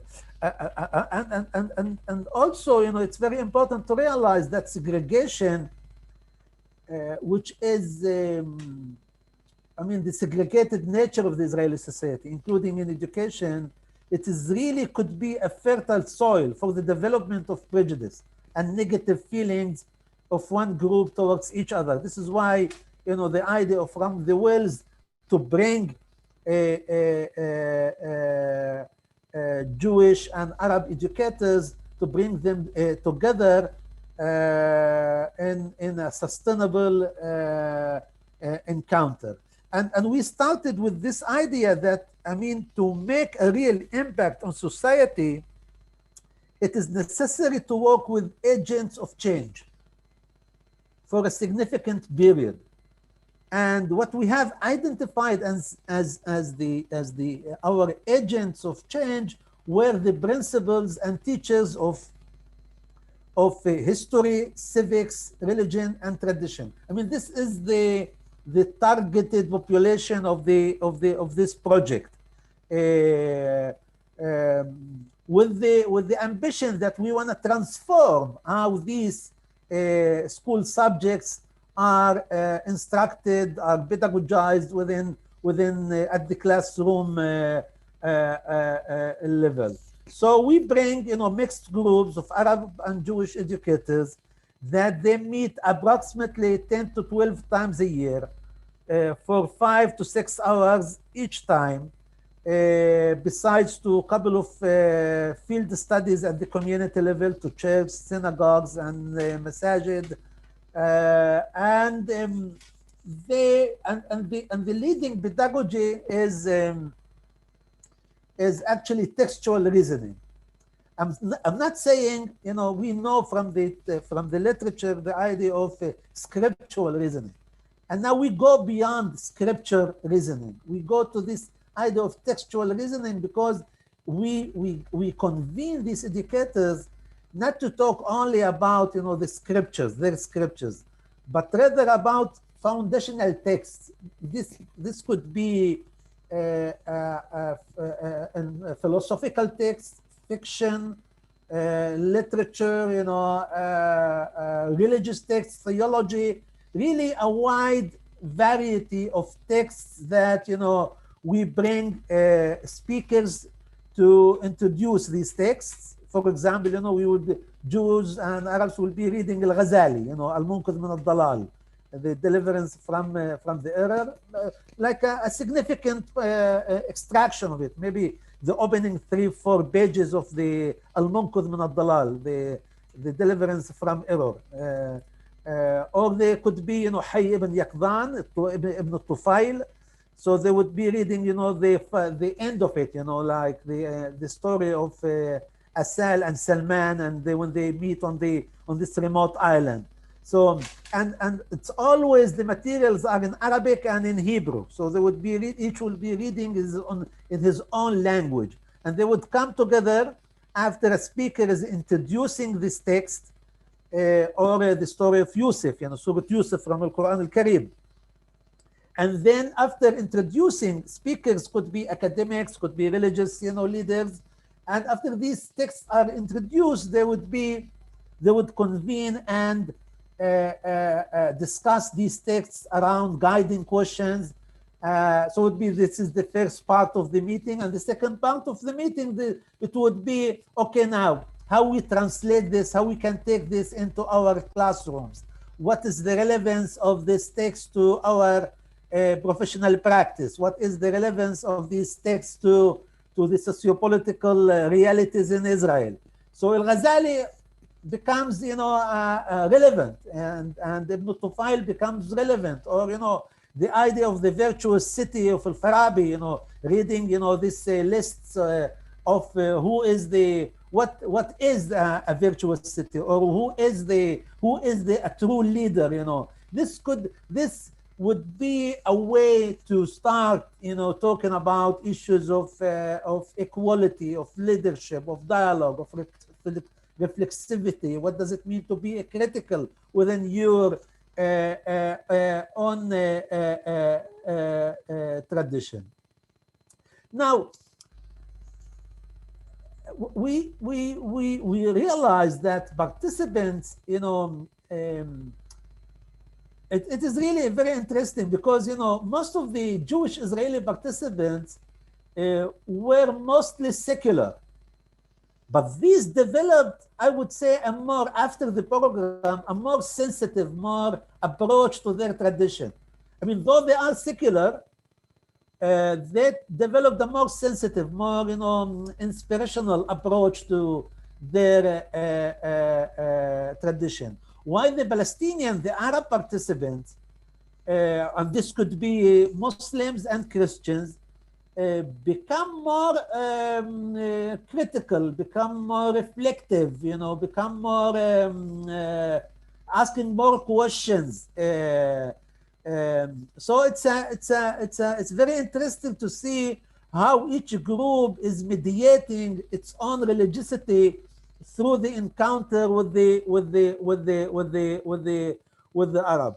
And for me, what was really very surprising that the program actually exposed the shortcomings of the Islamic education in Israel. I mean, the Israeli education, Islamic education in Israel is taught as generic, monolithic, and ahistorical religion. And for the educators who are participating in this project, all of a sudden, you know, they are now provided with the opportunity to learn more about denominational differences, to learn about intellectual debates in Islamic theology and jurisprudence, and to go beyond literal interpretations, to adopt hermeneutics as a way of teaching, as a way of exploring, you know,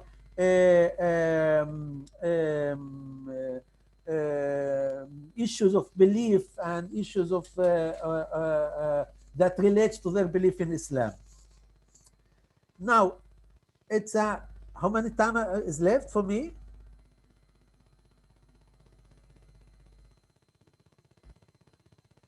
Excuse me, what time is left for me? You have 5 minutes. Excellent. So, and now, in many cases, we were all the time, you know, challenged that we need to ground this idea of dialogue within Islam. I mean, it could be, you have different approaches to this. One approach would say like dialogue is important, and then you could refer to Freire or whatever, you know, to reason for this dialogue between these traditions. But to reason this dialogue from within Islamic, with an Islamic perspective, I mean, to tackle the questions whether, I mean, is it permissible for a Muslim to read a Jewish and a Christian religious texts? Is it permissible for a Muslim to translate from them? Is it permissible for a Muslim to question and to consult with Jews and Christians in searching for a meaning and significance of Islamic religious texts? I mean, there are traditions that oppose such such stances or such beliefs, you know, that would go and oppose and say, no, you can't do this, you know. And so in many places we try to really to theorize from within. I can, you know, in my full paper I give, you know, like a full references as how we theorize this dialogue from within in Judaism. And this was the part written by my colleague, Professor Daniel Statman, and to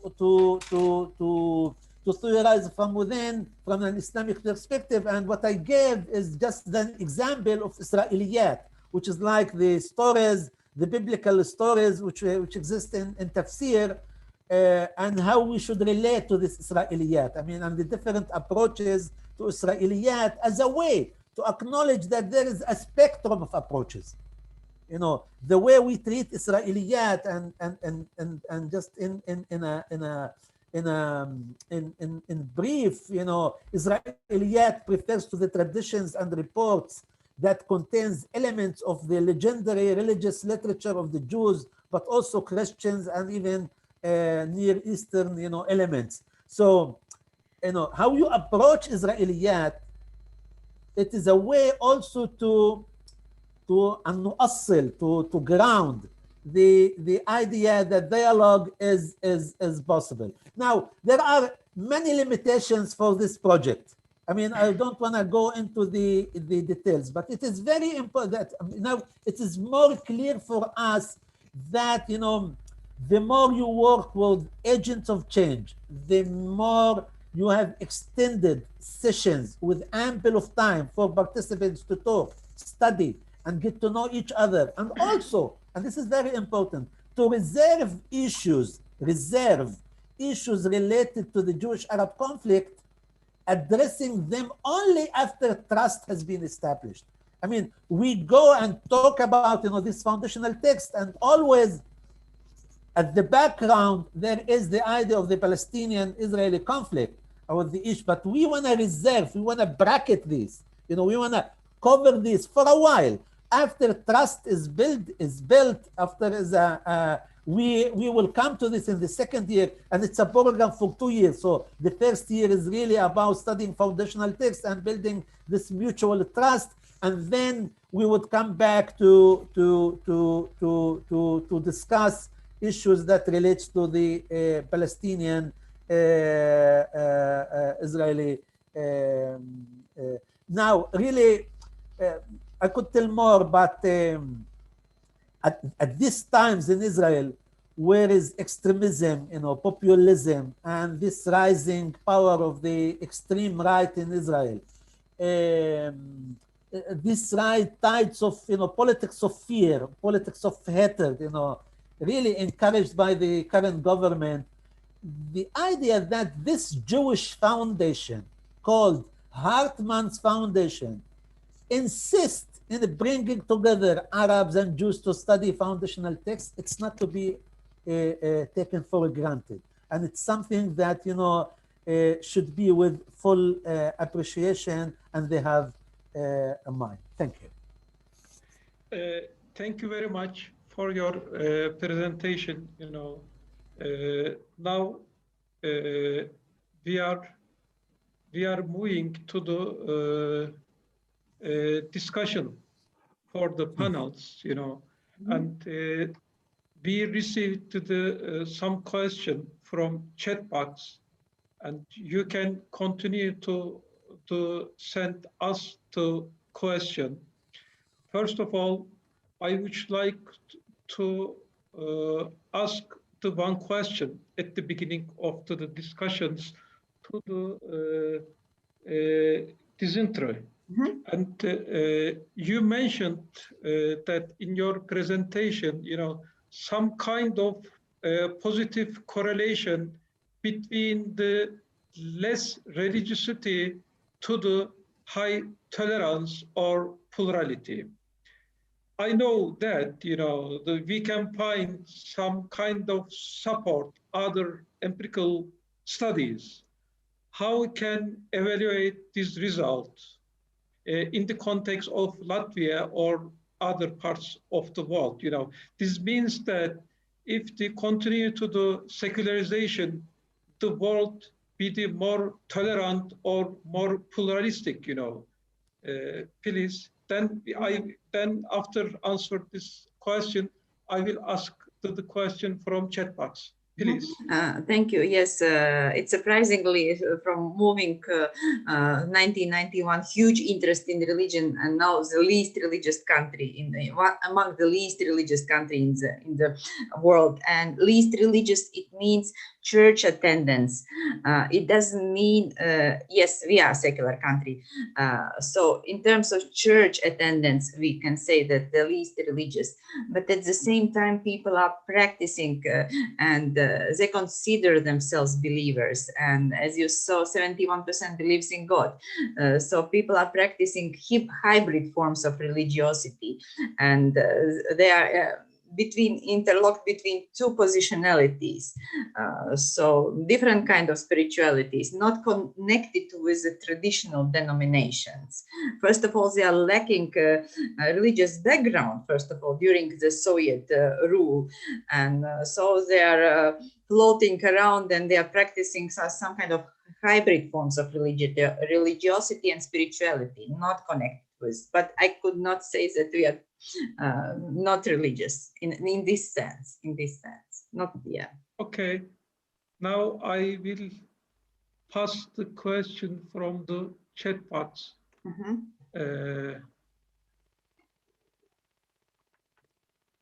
One from the Naima. Thank you, Dizintre, for underlining the teacher training, education, intercultural and interreligious competences, but also intracultural and intra-religious education is important. Will you Yes, say something? I completely agree. Thank you for the question. Completely agree with Lime. I think before we starting building bridges with the diverse world, and before we start learning about other completely diverse religions, we have to find the dialogue within one's own religion, because there is such a diversity within one single religion. Completely agree with Naima. Yes. Okay, you made a clarification and you agree with the statement. And the second question comes from Sami Edvan. Thanks for your excellent presentation. My question is, how do you measure your achievement? And if so, what are they? Yes, actually, we started a completely new competency-based approach from this September in the whole country, universities and schools. And teachers who have been working for 20 years, they reported that they go to work as for the first time in their life, because it's completely different, based on students' questions, experientially based, based on dialogue. So it's completely surrounded by the big ideas and existential questions. So it's completely different world. Teachers are in terrible stress because they came from different past, they came from Soviet tradition and so on, and different upbringing and different education models. And that's why we have to do a lot with teacher training, and the results will be seen in a long run, very long run. So it's too early to measure any achievements.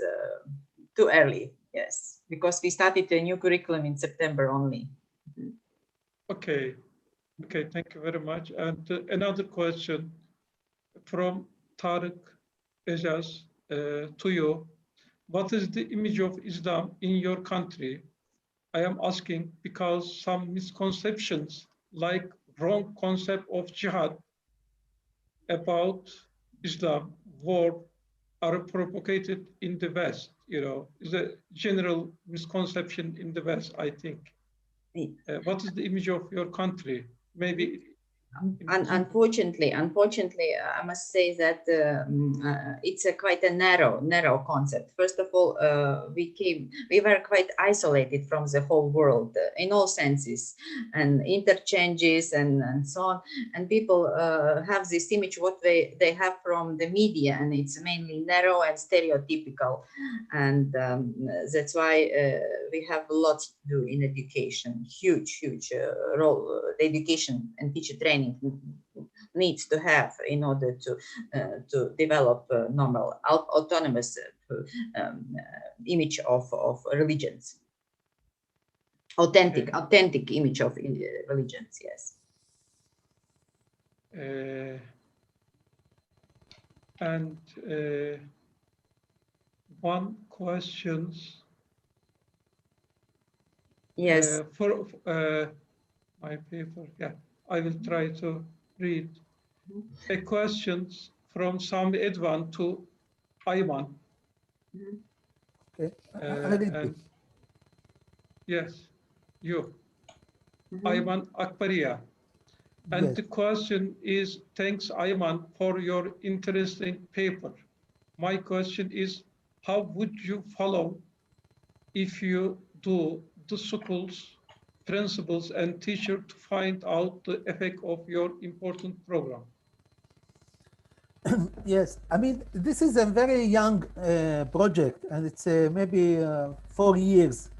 We have already 2 cohorts, but what is promising about, you know, the follow-up work is that we have now a network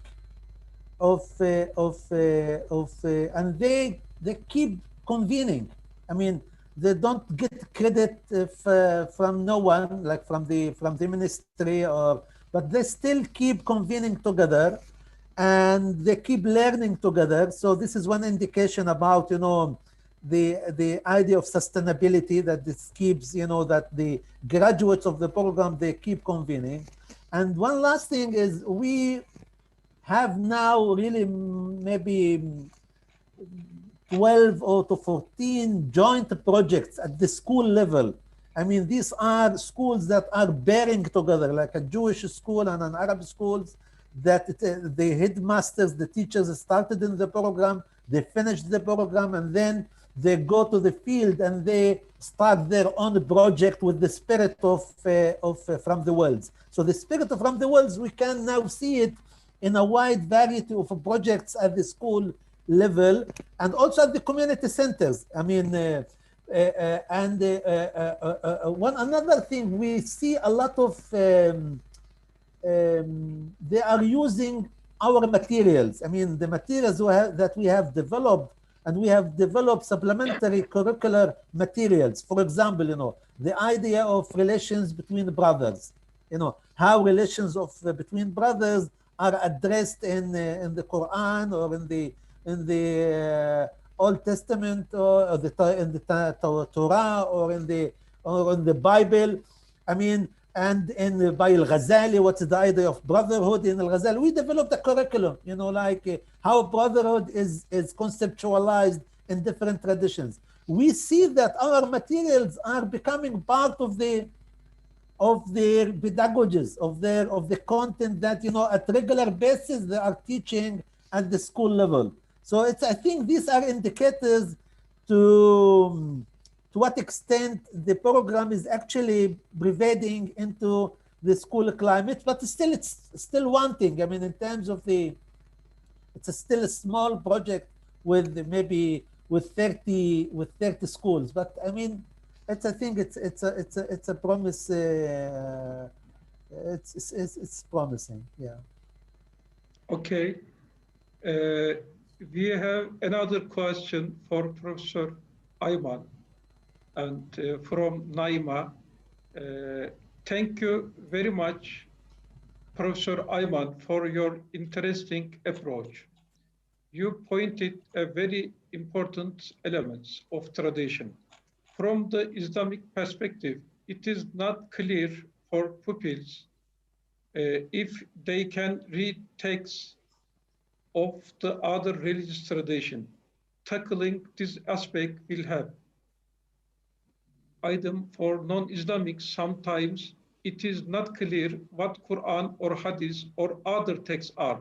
Using different kind of texts from different tradition is very useful and open the mind and hearts. Yeah, I mean, this is a big challenge. This is the big challenge, to theorize it from within. I mean, and it's this is why you need to build, to construct, to establish a trust. That that you are talking from within an Islamic perspective. That your approach is Islamic as much as other approaches that renounce dialogue, that that oppose consulting with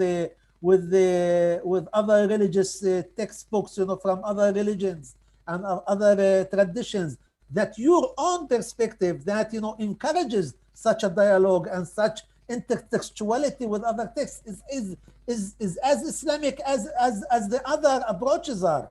Now, how you do this, it's not an easy, this is not an easy task, and especially when there is, the discourse is hijacked, by political,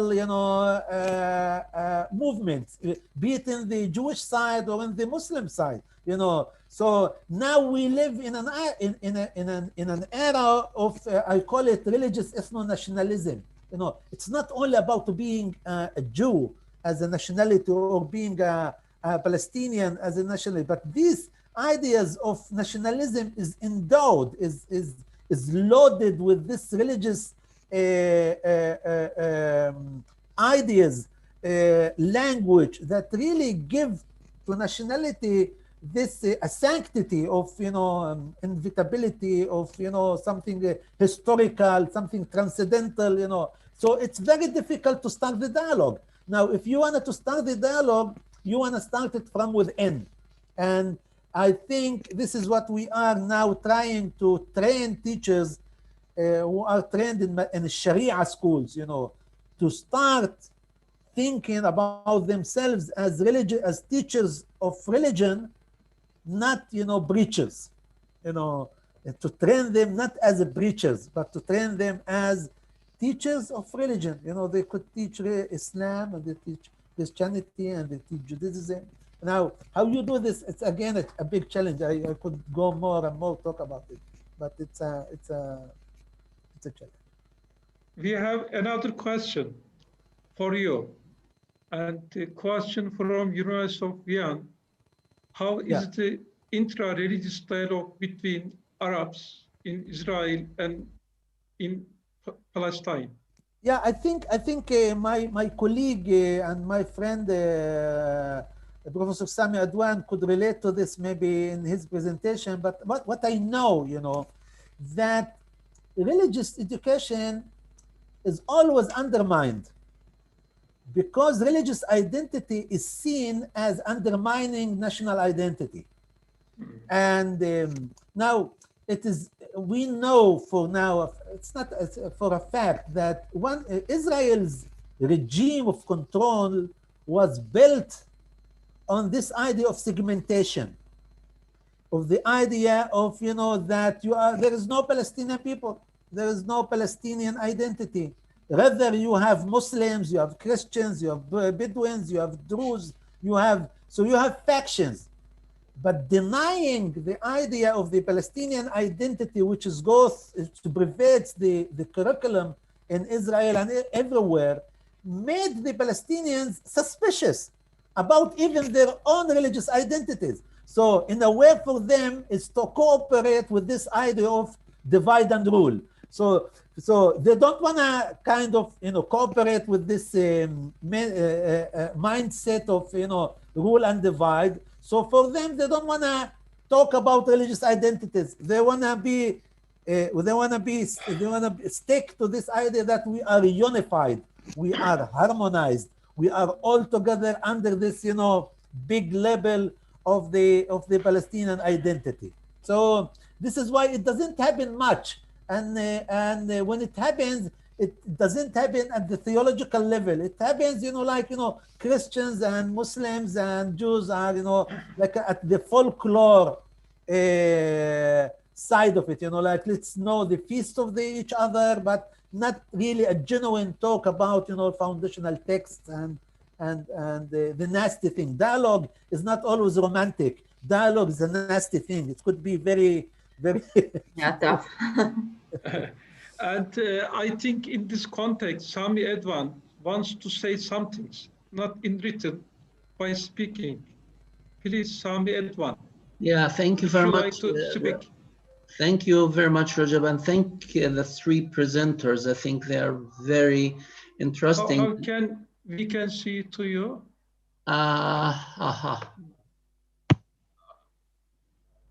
You have to allow me. Do you see me now? Yeah, okay. Okay. I mean, thank you, Rajab, for moderating the session, and thank you also the three presenters. Very honoring to hear them. My questions first to Ina from Netherlands, and maybe also the Zentra can ask. You know, when we see something like in France nowadays, where they have put caricature of mispresentation Prophet Muhammad in a big wall, in a big streets. So what you would do, how you really present this as a way to demonize Islam and also to stereotype Prophet Muhammad, and how much that create antagonism among all Muslim world all over the world. I think this is a big challenge for us from the Western media as Muslim, and from also officials. That's Macron's statement, which is very degrading of Islam at this stage. And that's why it's this propagation of stereotyping and blackening the image of Islam is an ongoing systematic approach from the West. So Zentra and Ina, I appreciate your comment on that. Just I want to refer to Ayman also, which is very important what you do, Ayman. And I think I know the complexity of the political situation. How is it? And for me, because also I work in peace education and sometimes work with Israeli schools, and also we encounter some religion texts or religious practices among. how would you really coordinate your work with the Israeli Ministry of Education? Because the Israeli Ministry of Education, when we try to implement our projects about improving children's writing and about the dual historical narrative, we got no answer. So we work under the radar of the Israeli Ministry of Education. Do you have, magic formula that you work with Israeli Ministry to give you your green light to approach, which is very important, I think. Bottom up, we need this, decision makers' approval for any work, to really spread religion as a way of peace, or peace as a way to religion. And thank you, all of you, and especially Rajab also for moderating this important session. Thank you very much. Please, Ina. Yeah, it's first question to you. Yeah, thank you for this very interesting question. I must say, in the first place, I think in the Netherlands, the situation is not that tenseful like the situation is in France, but nevertheless, of course. I think in our, what I presented, the 2 examples, are part of a module that we are developing and piloting at this moment on religious identity development for Muslims in the Netherlands, but emphasizing in the first place that they are Dutch citizens and they contribute as Muslims to the Dutch society. Regarding the cartoons, I would say that in the Netherlands, such a thing could not happen in the classroom like it happens in France. Because in the Netherlands, it's quite usual in classes, religious education, to broaden the horizon of pupils. So what we are doing in our module, because what I presented is part of a module that we are developing now and piloting, what we are doing is broadening the horizon of the students and explaining to them, inviting them to read certain texts that are very straightforward, to read it in their context, and to understand that, for example, the 2 texts that I presented in my presentation, that they should be read in context. And sometimes the context is war, but in the Netherlands, we are not at war. So this kind of texts are not applicable to our situation. So it's by explaining to the student, inviting them to join us in a broader understanding of Quranic texts, that I think this kind of situation would not happen in the Netherlands. As you know, that France has no religious education in state schools. Probably France is need religious education in schools. Yes. Yeah, I think the situation is very different from France and the Netherlands. Yes. I think in the Netherlands, religious education is part of curriculum. All schools. And every school, I mean, there is this kind of pillarized society in the Netherlands, so all schools have their own way to develop their religious education. And that means that some schools are more strict than others, are more conservative than others. What we are doing now is developing a module for Islamic schools to broaden the horizon of students and to make them less monolithical in interpretation of Quranic texts. Mm-hmm. And I would add that such situation wouldn't be applicable to Latvia as well.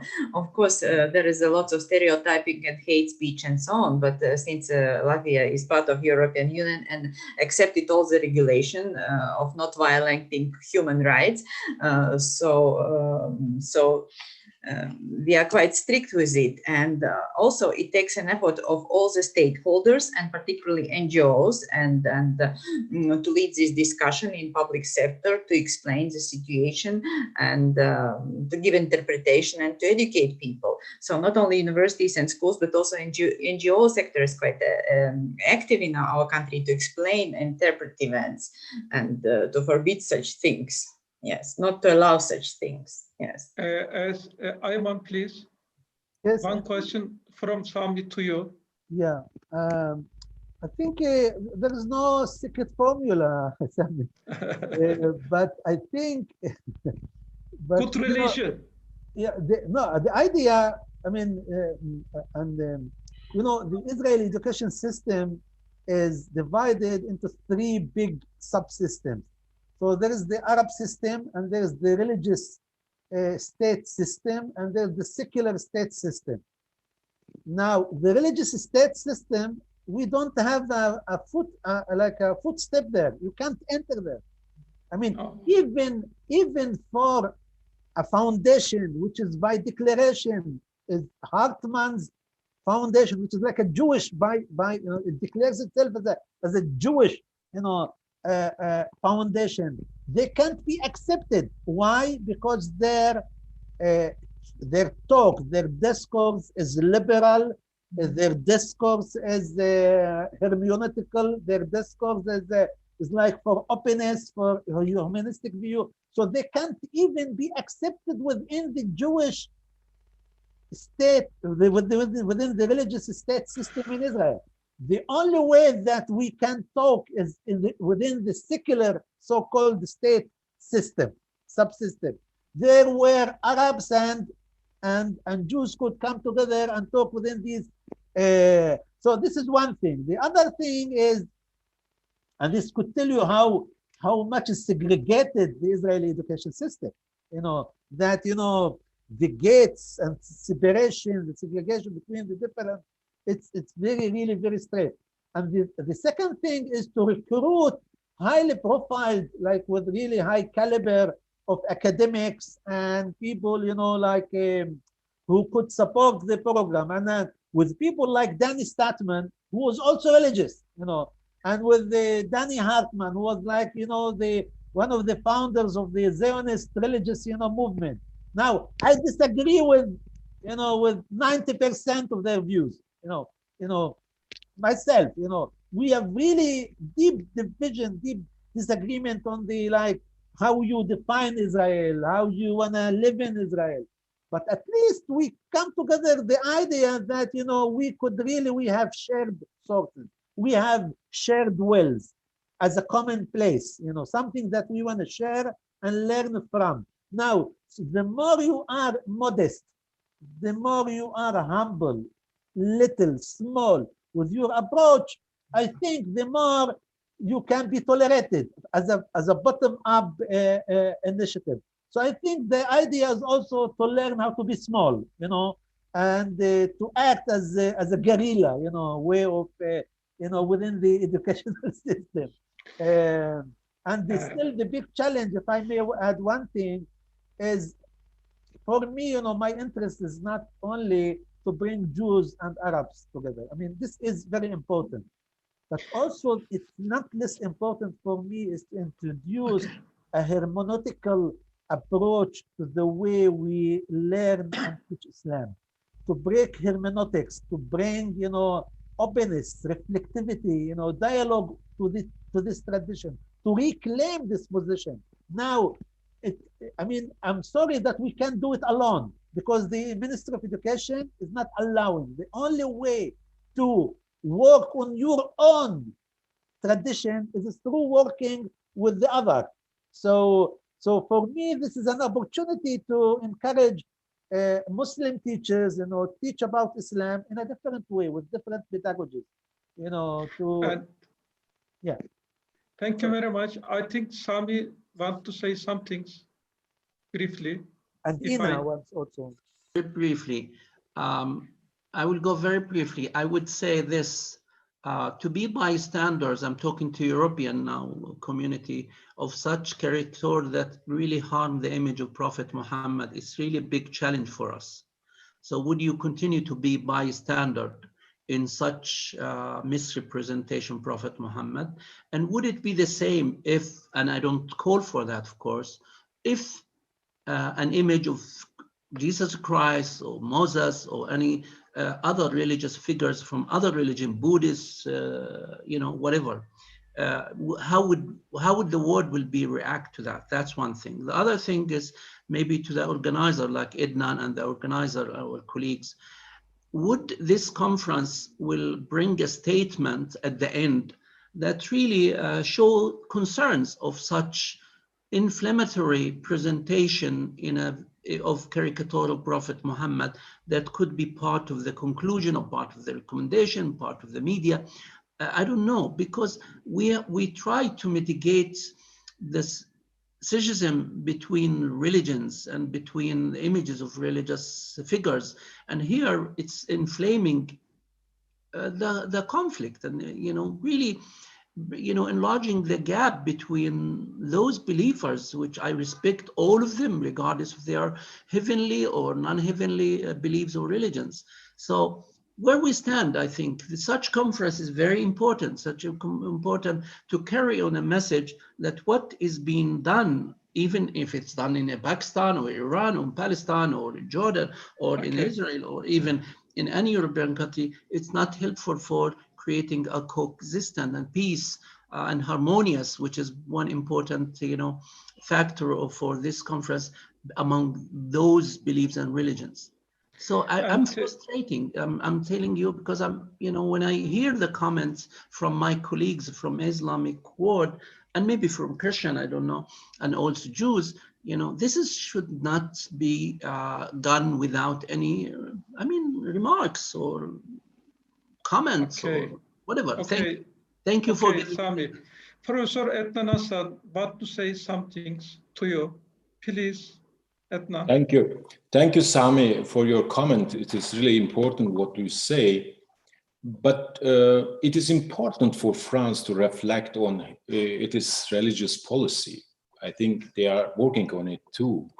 But the reaction to the beheading of teacher were very hotly noticed in the Islamic countries, or perceived as an act of French secret service. Quite a few are Muslim who condemn the teacher's behavior.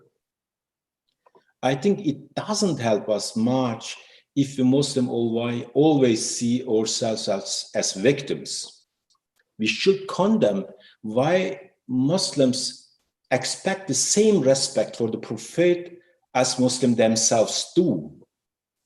My question, why should caricature of Prophet Muhammad not be possible? In Europe, it is caricature of Prophet Jesus and other prophets is possible.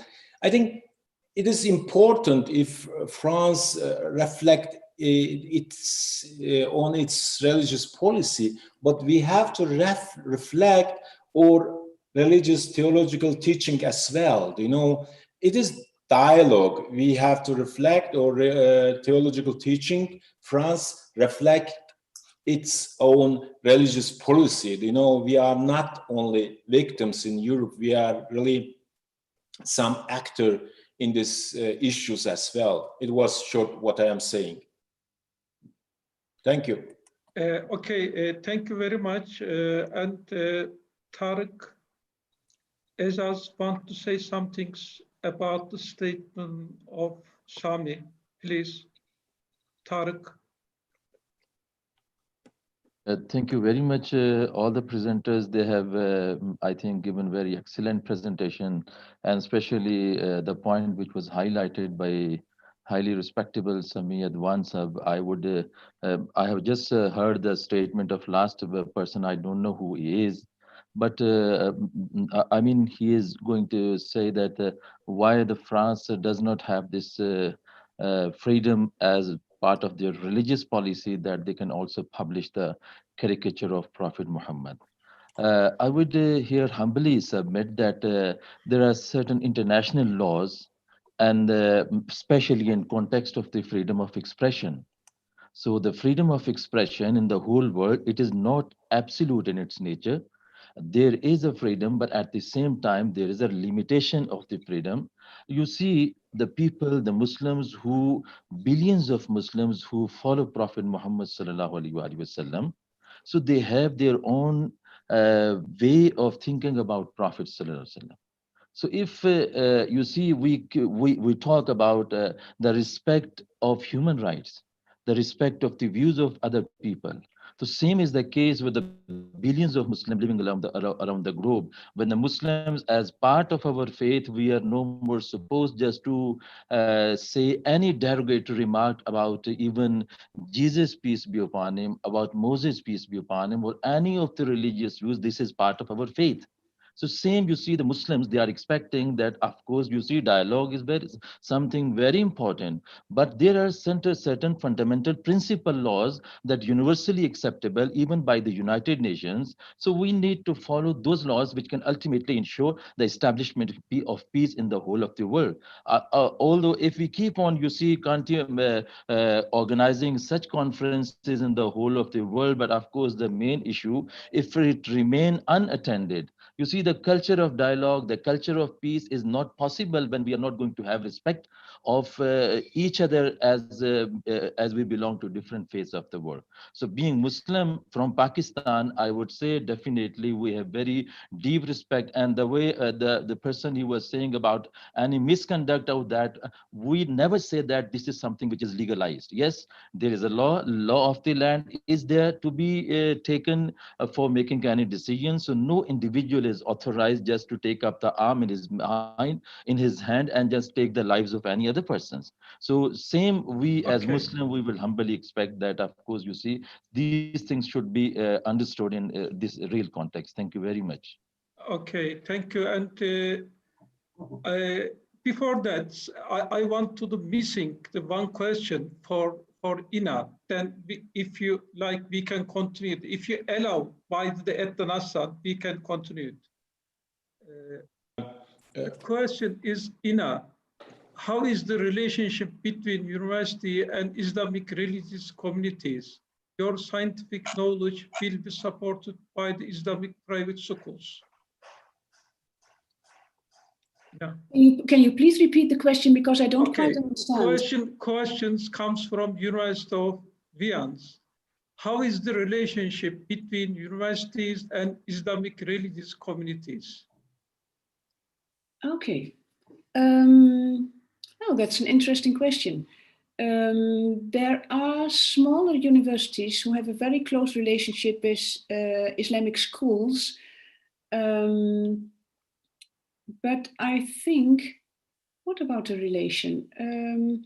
I think hardly at this moment, at the university level, material is developed for Islamic schools.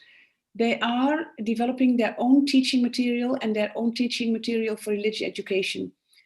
It must be said that in the Netherlands, we have quite a lot of primary Islamic schools, but only 2 secondary Islamic schools.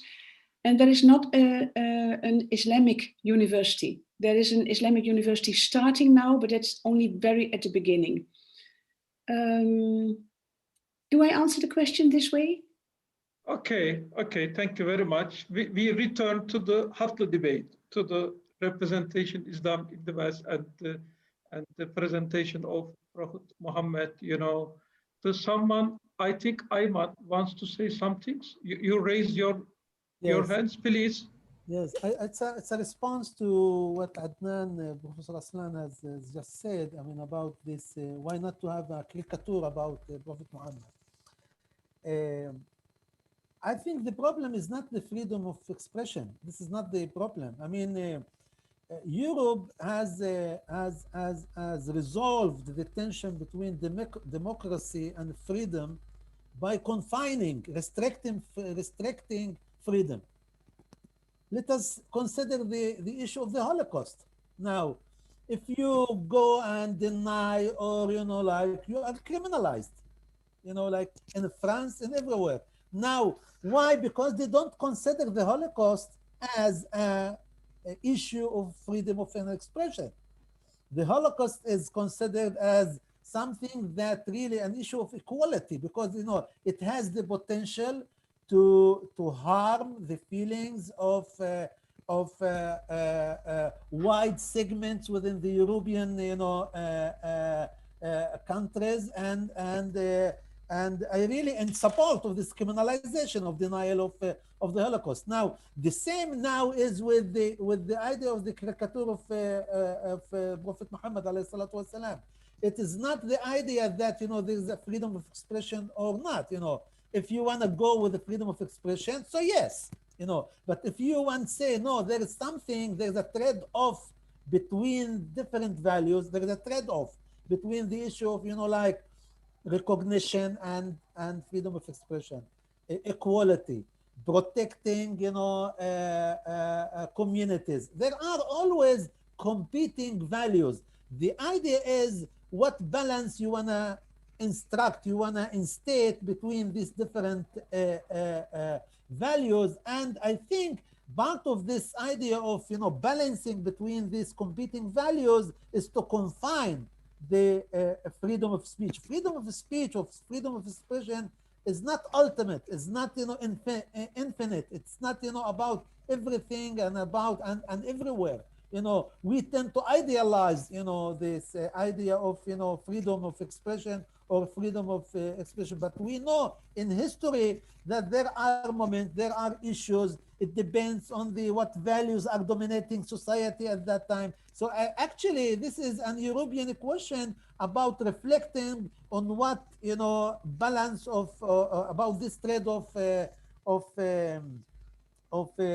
values within European society. The one last thing that I want to relate to is in about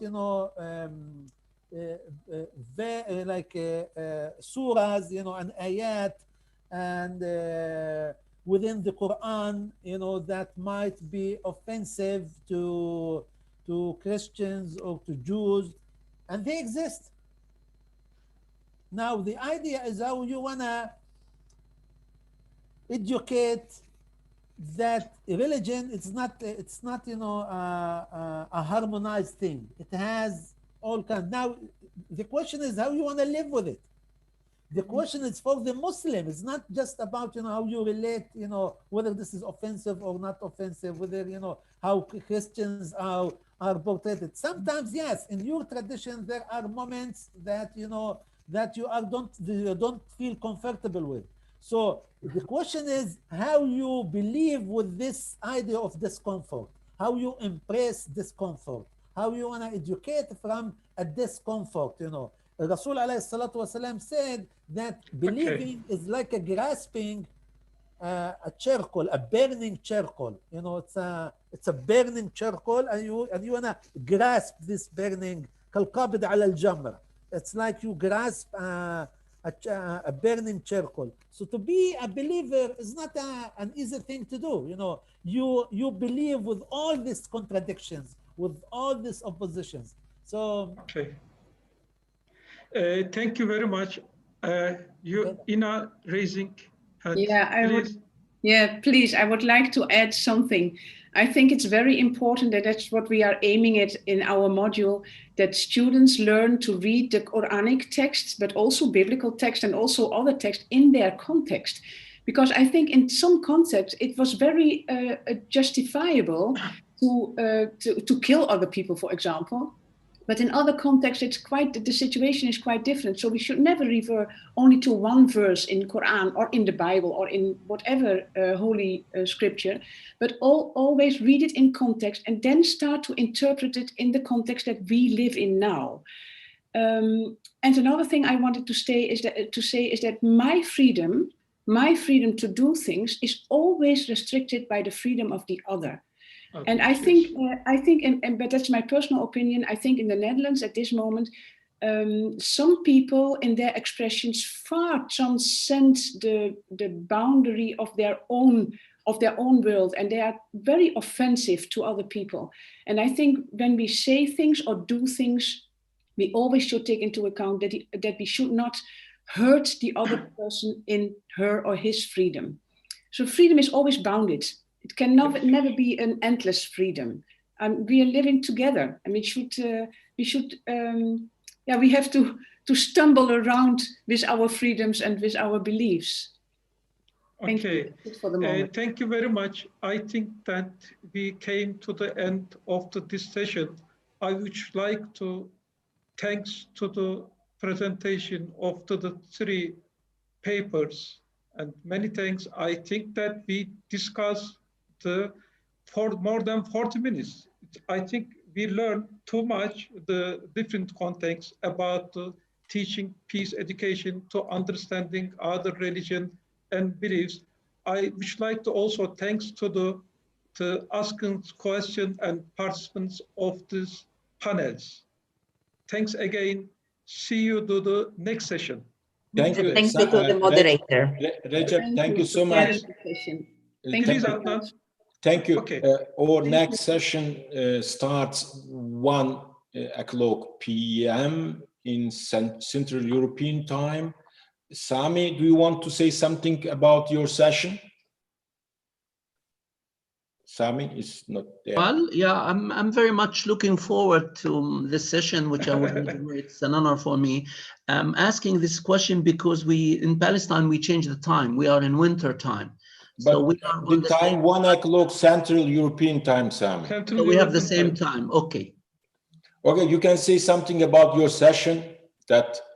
Okay, my session will be 3 speakers from different countries, from Iran and from India and from Australia, which is practical things and also research-based papers. Unfortunately, our colleague from South Korea has apologized for certain reasons. He will not be with us.